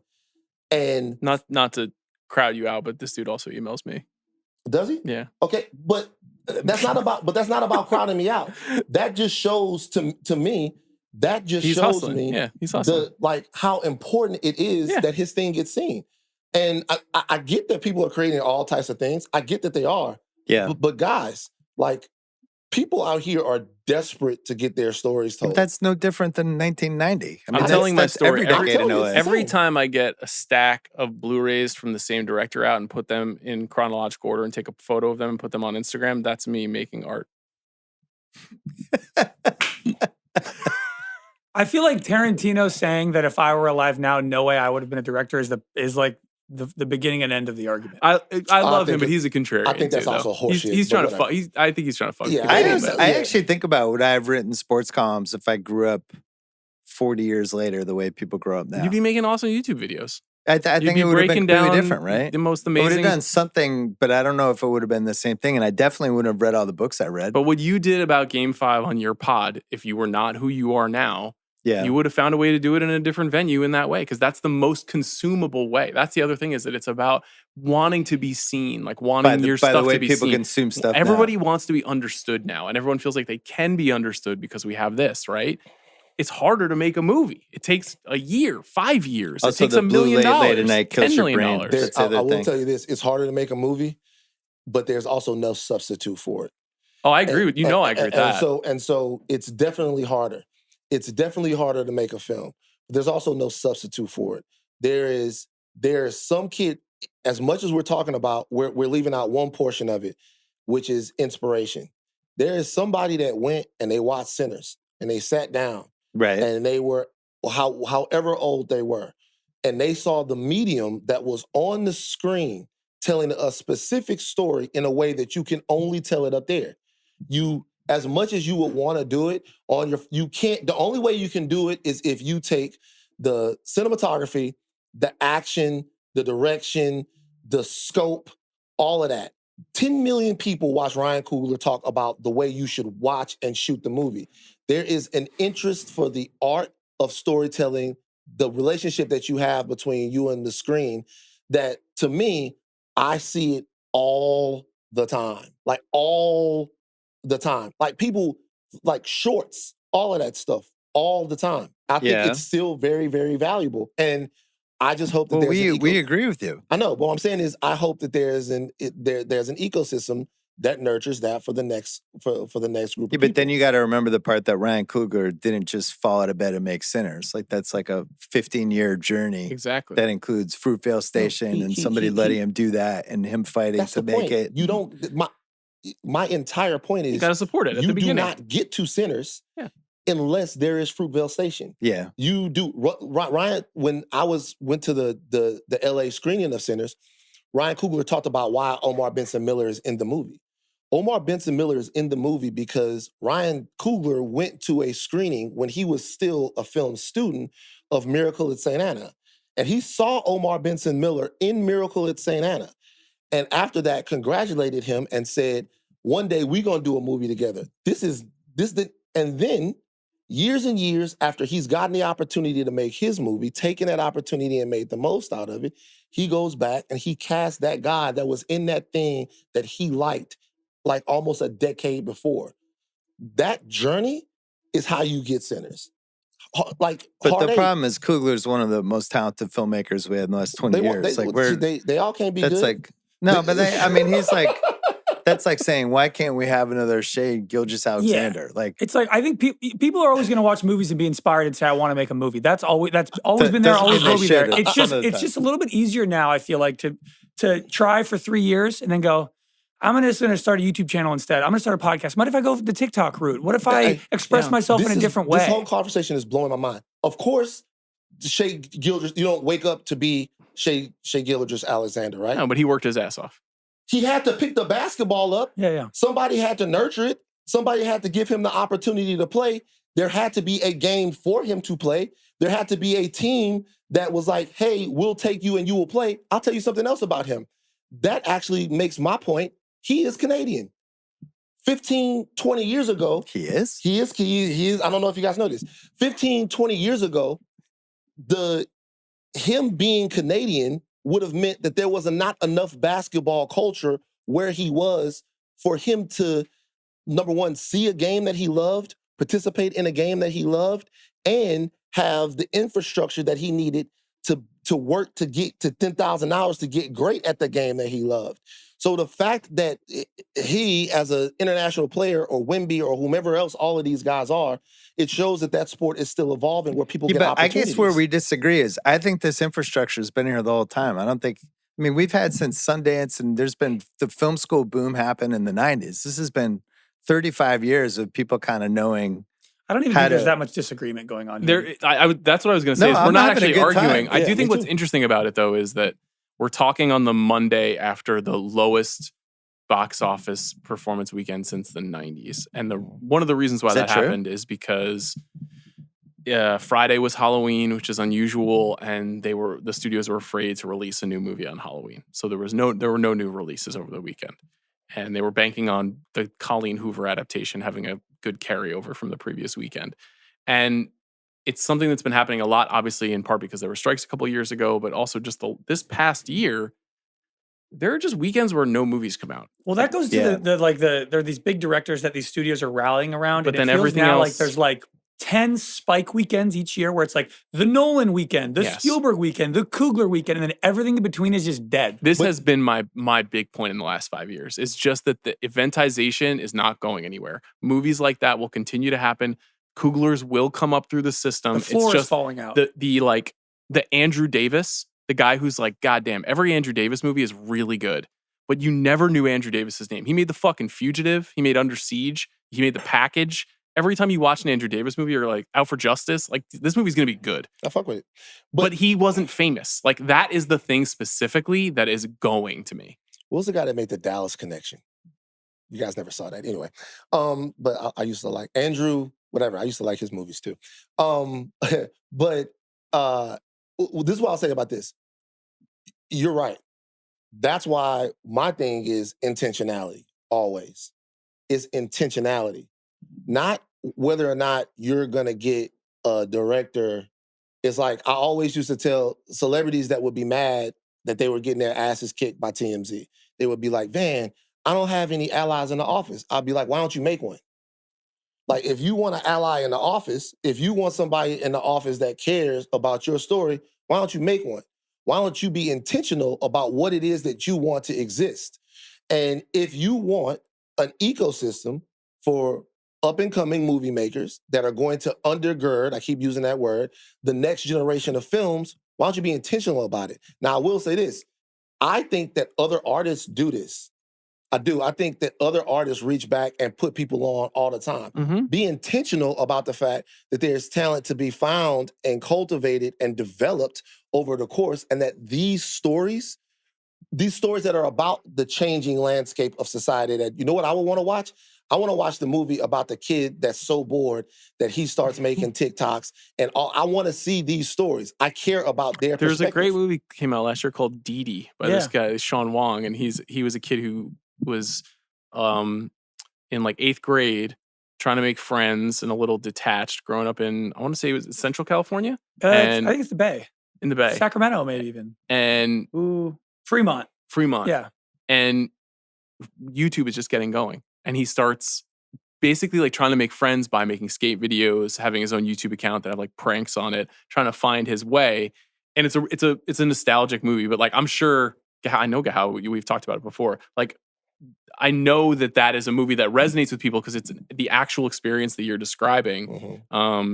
And that's like Sean came out of the Sundance system and he like developed his skills. I think he worked at Google for a minute and then developed his skills over time to figure out how to become a better and better filmmaker. To me, like that guy, that filmmaker specifically, is somebody whose studios should be like, let me put my arms around you. Your next movie is going to get $25 million. Make it good. We're going to vet the script heavily. The executives are going to be hard on you, but we're going to make this movie good together. And then your next movie, if it does well, is going to get $75 million. And we're going to keep growing together. Like that to me is the essence of the system because it costs so much money to make movies that are at scale. Like if you want to make independent films, that's a different story. Raising money yourself, being strategic, that's, all about that world. But the thing that I like and the thing that I'm talking about every week is getting these kinds of movies in front of as many people as possible. Like make a movie that can play on 3,500 screens. I really value that. Yeah, Snake Eyes is an example of that. But getting it in front of as many people as possible means it should be on Netflix. Well, that is a one battle after another. Like there can be both. There can be streaming services making movies and there can be studios putting movies in movie theaters. I think that there is no doubt about the fact that we are living in an ecosystem where there are movies that are just going to be for streaming. There are films that I am not the best person. I went and saw everything. Saw all the movies. It was the only place you could see them. Saw all the movies. The DVDs came out in the 2000s and they were going crazy. So there were certain movies that I saw and I never experienced them on the big screen. But as soon as them bitches came out and they were playing on the big screen, I was like, guess what? Suicide Kings, big screen, I'm going to see it. All right. So I get that. And I understand that passion for the actual experience of going to, I know that that's different. There are movies for streaming, movies for all of this. I see it. There's a Tubi type movie. I watch these movies all the time.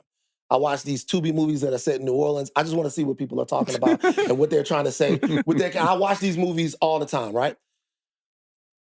I hope that the person that you're talking about is allowed to fail a couple of times. I hope that they're allowed to take chances on films that got decent budgets and that those movies came out and people didn't understand them, people didn't fuck with them, and they're able to fail. Coogler is batting 1,000. That is difficult. Yeah. Like that is tough.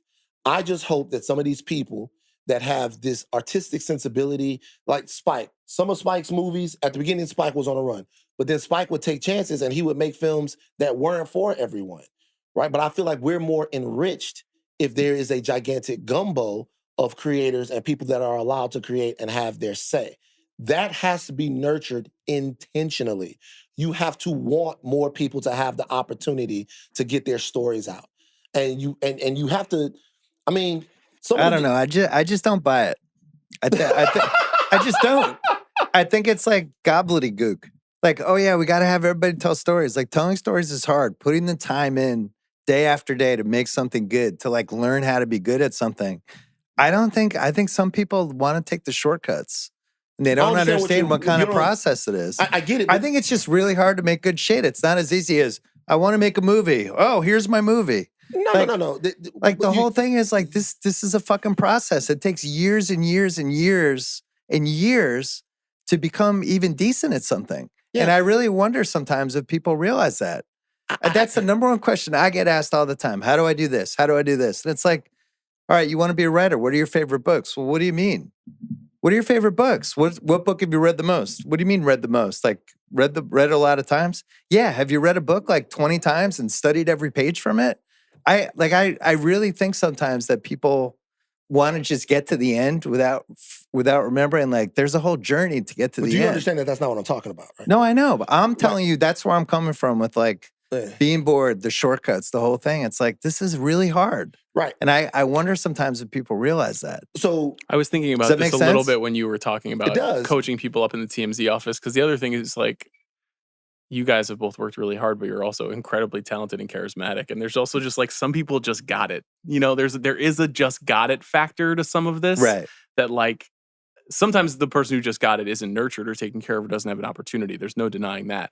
But sometimes some people just walk in and they do have it. And if they work hard enough at it, then they can make it happen. But Van's a good example of this though. You got all these reps for years. Yeah. right? Right. Did those reps make you better? Certainly. But that was an unconventional path, right? Mhm. For years and years, you just have to come up on the fly. And now CNN. Figure out how to interact with. Yeah, CNN. now you're on CNN. You'd figure out how to interact with people. You had to figure out what worked, that didn't work. You could have a trial and error situation where if something didn't work, it wasn't the biggest deal in the world because the platform, was a little more forgiving. And over a while, you figured out like, oh, this is my style. Mhm. This is how to express myself. Oh, I'm getting better at this. I have confidence here. Like that's the whole thing. Like Craig and those guys have been doing the fantasy show. How many years have you been doing it?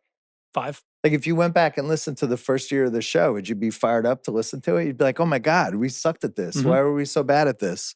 Like this is the whole thing. It's a fucking process. So there's a talent component. I'm not disagreeing with that.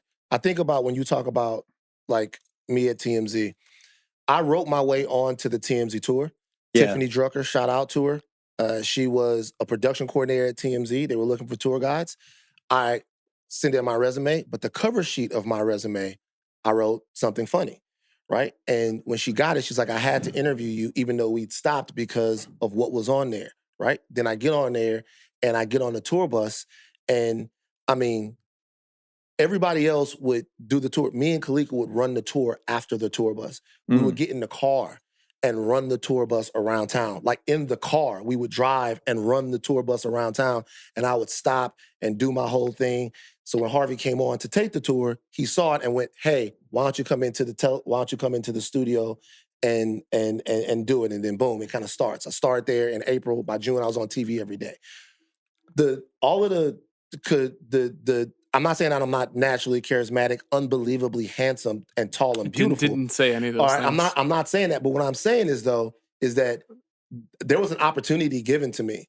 And there was an opportunity given to me by people who were like, oh, interesting, new, different. And then the X factor was the fact that every time I see an opportunity or a chance, I go, what the fuck do I have to do? Yeah. That is a different thing.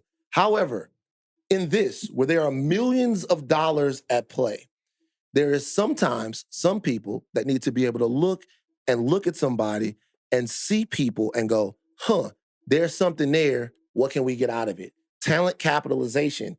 I see it. I don't understand how we're having this conversation. You've seen these movie studios. None of them have the wherewithal to do that. That's like a fantasy world. I don't think they're good enough to figure that out. You know what's funny is I just don't. I'm not about to start glazing. That's just really hard to me. Yeah, to be I think that's crazy. I found PTA. He's 19. Like let's PTA is prop like him a up. prodigy. That's very difficult. PTA was making like elaborate home movies when he was 15. Like you're just not going to become PTA. I'm not. It's not about being PTA.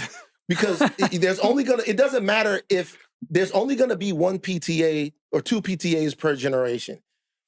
There are a lot of films out there that are better than the people who actually created their films. There are a lot of films out there that are the result of a certain dedication to storytelling, a sincerity.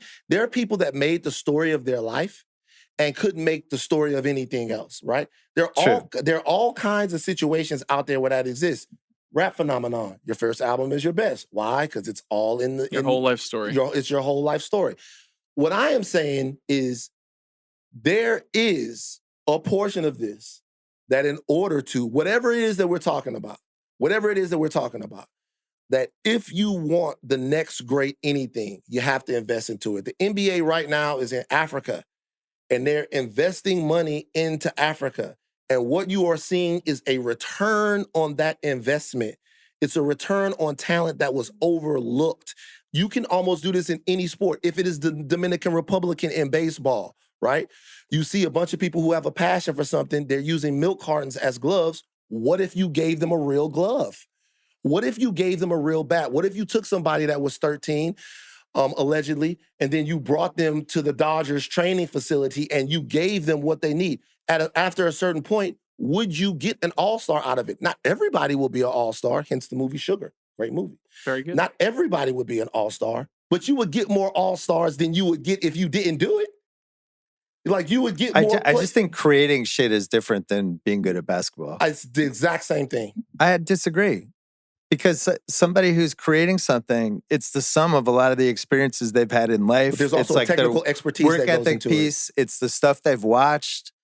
It's did they care about this from the moment they were like 6 years old? Like any of the great directors, none of them were like at age 20. Oh, I think I'll try this movie thing. These were people that from the moment they were like 6 were like seeing everything this way. And I just don't think it's like basketball where it's like that guy's 6'8". Maybe he'll be good at basketball.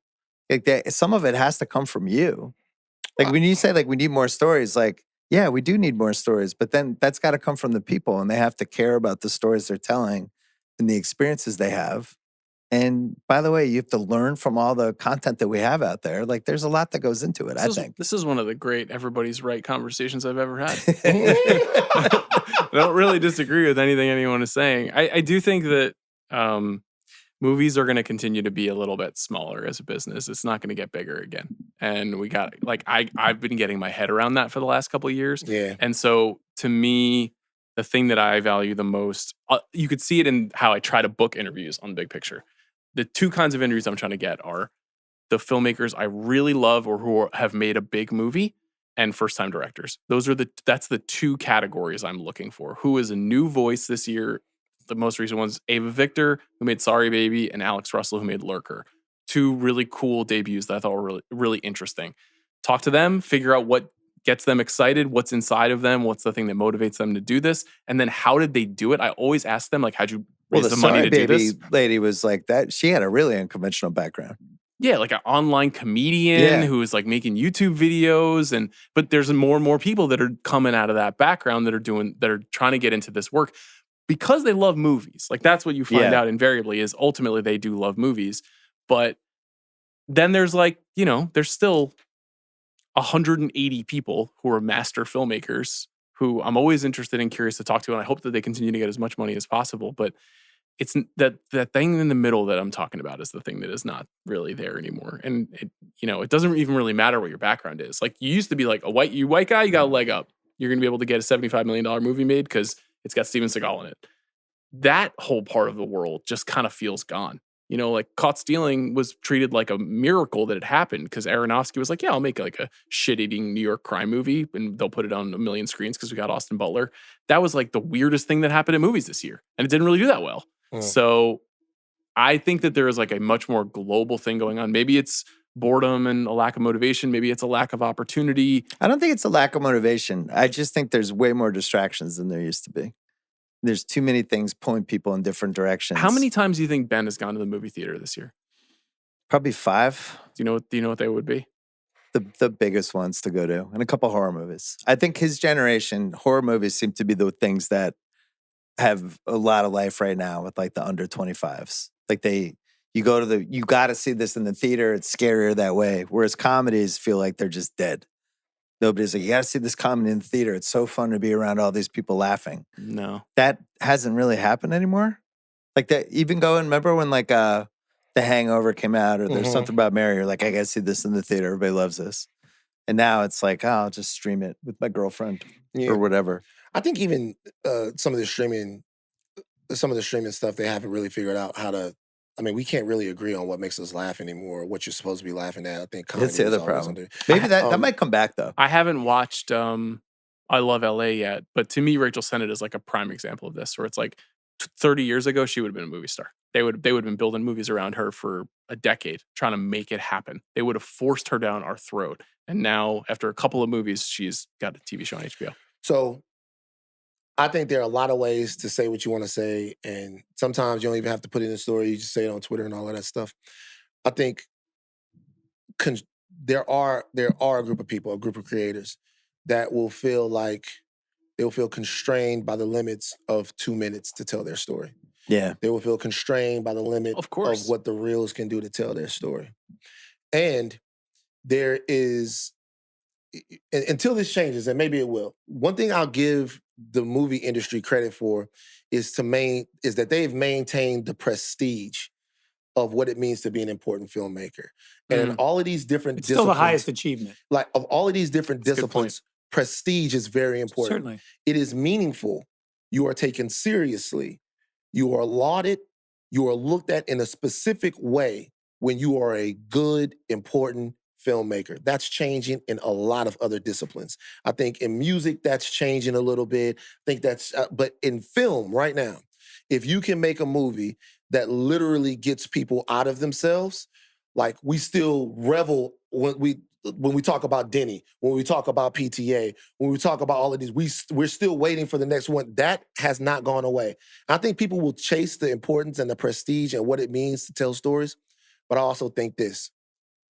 I think legitimately there is some kid in South Louisiana right now that looks around and his shit is fucked up. And he's like, I want everybody to know. I want everybody to see this. And a documentary ain't good enough. I saw Nickel Boys. I want to fuck with the camera. I want to do some different shit. I think it was people that when they saw Clarksdale and Sinners, they were like, you know what? I come from a place just like that. I want to do some crazy shit, and I want people to understand this. You cannot understand, no one can make a TikTok and make you understand Clarksdale, Mississippi, or the blues, or that culture as much as it is when you see the sweat coming off the people. I think that's still meaningful. I just hope that we are really, really intentional, I'll say again, about giving people those opportunities. Because your master filmmakers, they've always existed. And I respect them. Like, I respect them. Sometimes I watch movies and then I'll actually stop the movie and then go look at the script. Because I'll be like, how the fuck is this written? I can't see how you would write that if you wanted to do it. And sometimes when you look at it, it's so fucking different than what is. I know you read a lot of scripts. It's so fucking different than how you would see. And if it were something that you were writing, yeah, they would be like, what the fuck are you doing? Well, the even crazier thing, it's kind of appropriate that we're doing this with the De Palma conversation, but I was at the Academy Museum with my daughter on Sunday, and there's a Bong Joon-ho exhibit. See? At the Academy Museum with his daughter. She's going to grow up with a specific appreciation for film and going to the she's Academy. She's going to turn 11 and turn on him. She might. I'm giving her opportunity, right, to your point, to learn. But she didn't really care about the Bong Joon-ho exhibit for obvious reasons. She was very into the Greenwood and Spencer production design of Barbie. But I was able to explain it to her very clearly because in that exhibit, which is really cool, Bong storyboards every movie. And he storyboards every single image he wants to see. And they have the storyboards up in the museum. So I can hold her up and show her the images and say, this is a movie that I've seen. The man who made this movie saw the entire movie in his head before he made it. And while he was writing the script, he was drawing the movie so that he could create the images. This is something Martin Scorsese does. He storyboards all of these shots. Yep. In that documentary, he designs all this stuff. So it's both things. It's like there are people who can see these things and who have these skills, but also those people have been protected and supported over time. And that's why my daughter will be a master filmmaker. Case closed. This is legitimately the last thing I say because I know that this probably be broken out as a separate podcast. This is the first episode of Baggage and Bias. Baggage and Bias. That's a good first. I will say this. Baggage and Bias with Van Lathan? Baggage and Bias. I will say this. You guys realize that the bad NBA players are as important as the good ones. So you must have bad movies. Bad art is as essential as good art. Like, Michael Jordan doesn't exist if there's no one to compare him to. The average... Okay, but you're leaving out the part that it's worse to fail in the 2020s than it's ever been. And this is the thing that has not ruined writing, but really changed it and affected it and made it so much different than it was 15 years ago.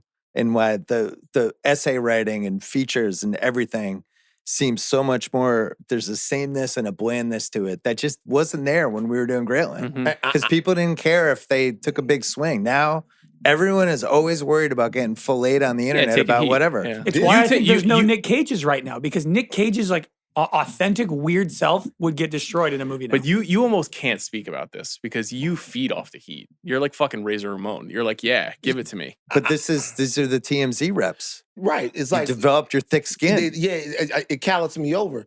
There's still sometimes they get to me. But it callops me over. But what I'm saying Tyler is... Shuck jokes. Still hit fuck that shit. What I'm saying is, it is essential. Failure is essential. And when but you say that, this is where you do the Van thing. Most people don't want to fail. They don't want to take a chance and fail once. But you have to fail to be good at something. You have to take chances. I Sometimes still it's not haven't going to made a work. good pod. I've been podding for almost 10 years. I'm still waiting for my first good pod. The ability to embrace a failure and be like, that didn't work. I learned from it. Now I'll do this next thing. I think is really scary to a lot of people and part of it is from how people grow up now, what they're told, what they read, how mean people can be online. That's very There's true. a whole bunch of factors that go into it. Part of this, what I'm talking about is maybe us changing our relationship to that. I saw a movie. Well, that's another one. How's that going to happen? But I saw a movie earlier this year by somebody who I know is a talented filmmaker. I know for sure they're a talented filmmaker. I could see it in the movie. The movie itself is just not very good. It's just not that good. But you can look into the movie and see pieces. You can see it. And I could see that with Jake LaRavia, though. Be like, he's so close to being good. He went for like 32. He's been pretty good lately. Man. He's been pretty good. Well, now he's been good. Stop being racist towards white people. If he was the whites are saving the Lakers. If he was Darius Washington LaRavia, you would be like, the Lakers need the whites. The Reeves LaRavia 2-man game was JJ Friday night, going crazy, wild, right? Going crazy. The Sam Hauser on there will be great. Pick and roll. but what I'm saying is that there has to be. I'm talking about believing in people. Everyone believes in people. I know, but you keep you keep presenting like you have this magic elixir, the most noble point of view, which it is noble. It's not. I'm not saying it's noble. I'm just saying no. Actually, we have 35 years of film schools and scholarships and Sundance. I'm not. They could be doing more. I'm not saying no. They definitely can. We all agree. They definitely can. I'm not saying it to sound noble. I'm not even saying it to be noble. I'm saying it's legitimately the only way the thing keeps going. I agree with you. I agree with that. The only yes. That's why I'm a little bit. Got to give me more people more shots all the time. It's the only way you find it. Totally agree. I'm just curious, who's giving them more shots? We've already established none of these movie studios give a shit about anybody. That is a real problem. That's never changing. That's been movie problem. Studios for 100 years. That's not true. What's not true? What movie did PTA make after Heartache?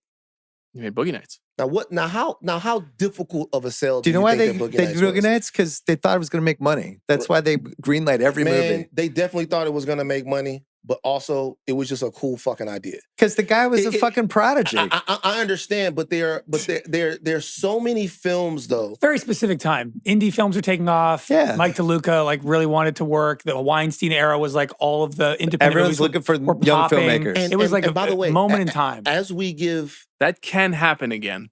It should. It can. It's happening. It can happen again. It has to. Yeah, it has. Because we just talked about one battle after another. Legitimately, if somebody doesn't go, oh my God, look, interesting, this guy, great, amazing, dude, then the movie never happens.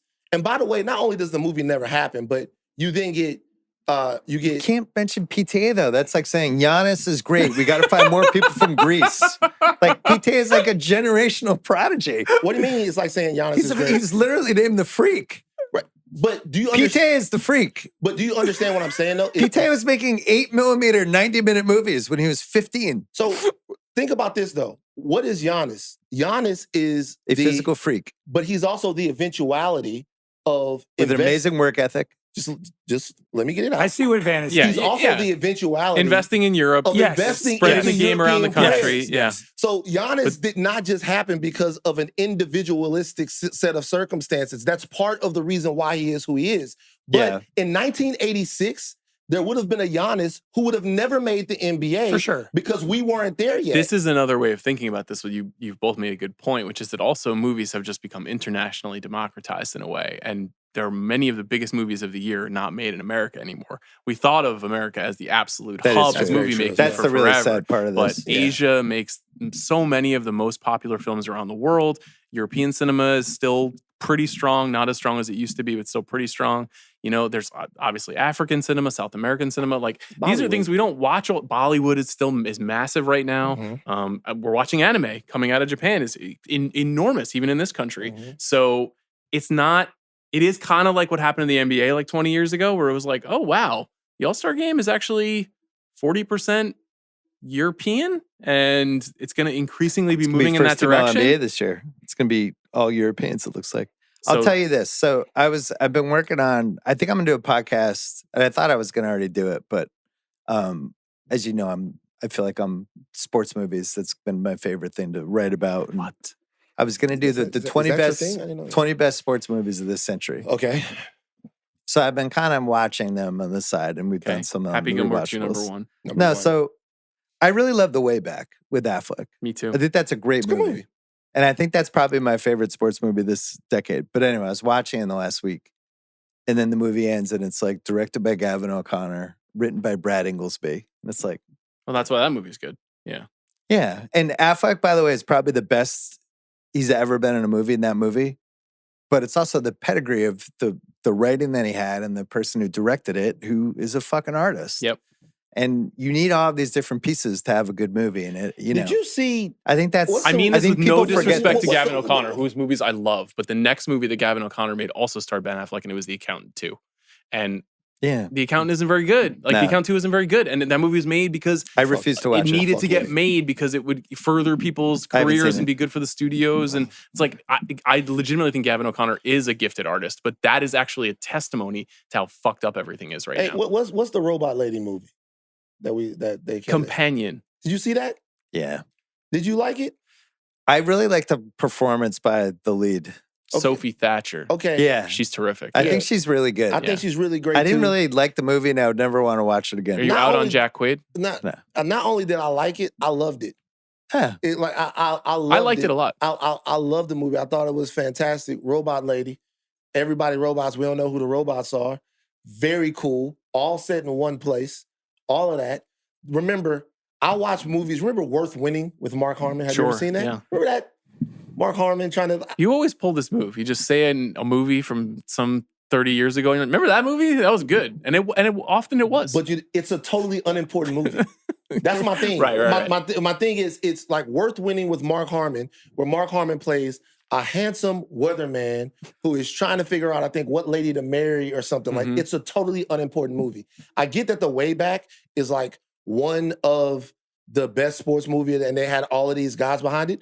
But sometimes good movies are like totally unimportant. They're for the moment.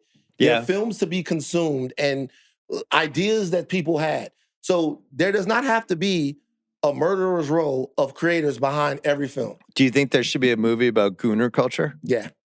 I'm already writing. I write it every day. I was wondering if the three of us should write a film for Carla Gugino. Oh, man. And gooner culture? And, This podcast itself is a bit of a goon.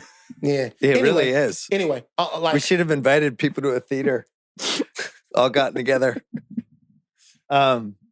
Yeah, I guess we should probably wrap it up. probably should wrap it up. I'm Getting a little lightheaded.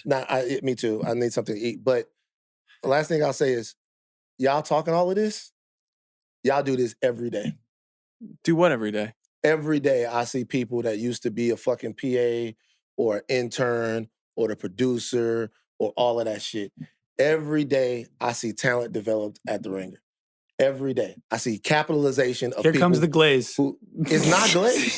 That's the other bad podcast. But can I be real? It's a sequel to Baggage of Bias. Here comes the glaze. Can I be real with you though? The only reason why this would be a huge hit. Here comes the glaze. The only reason why I'm saying that though is because I come from a place where that kind of didn't happen as much.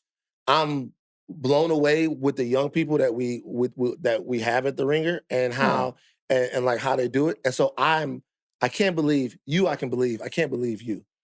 I can't believe that you are against young filmmakers and young filmmakers. Just stop. I'm fucking with you guys. I'm fucking with you guys. So just takeaways. Bill says no more opportunities for young That's people, it. especially filmmakers of color. Absolutely My not. He takeaway- said. Done. Yeah. Here's my big takeaway. Go to TikTok. Use your imagination. Yeah. Read. Watch stuff.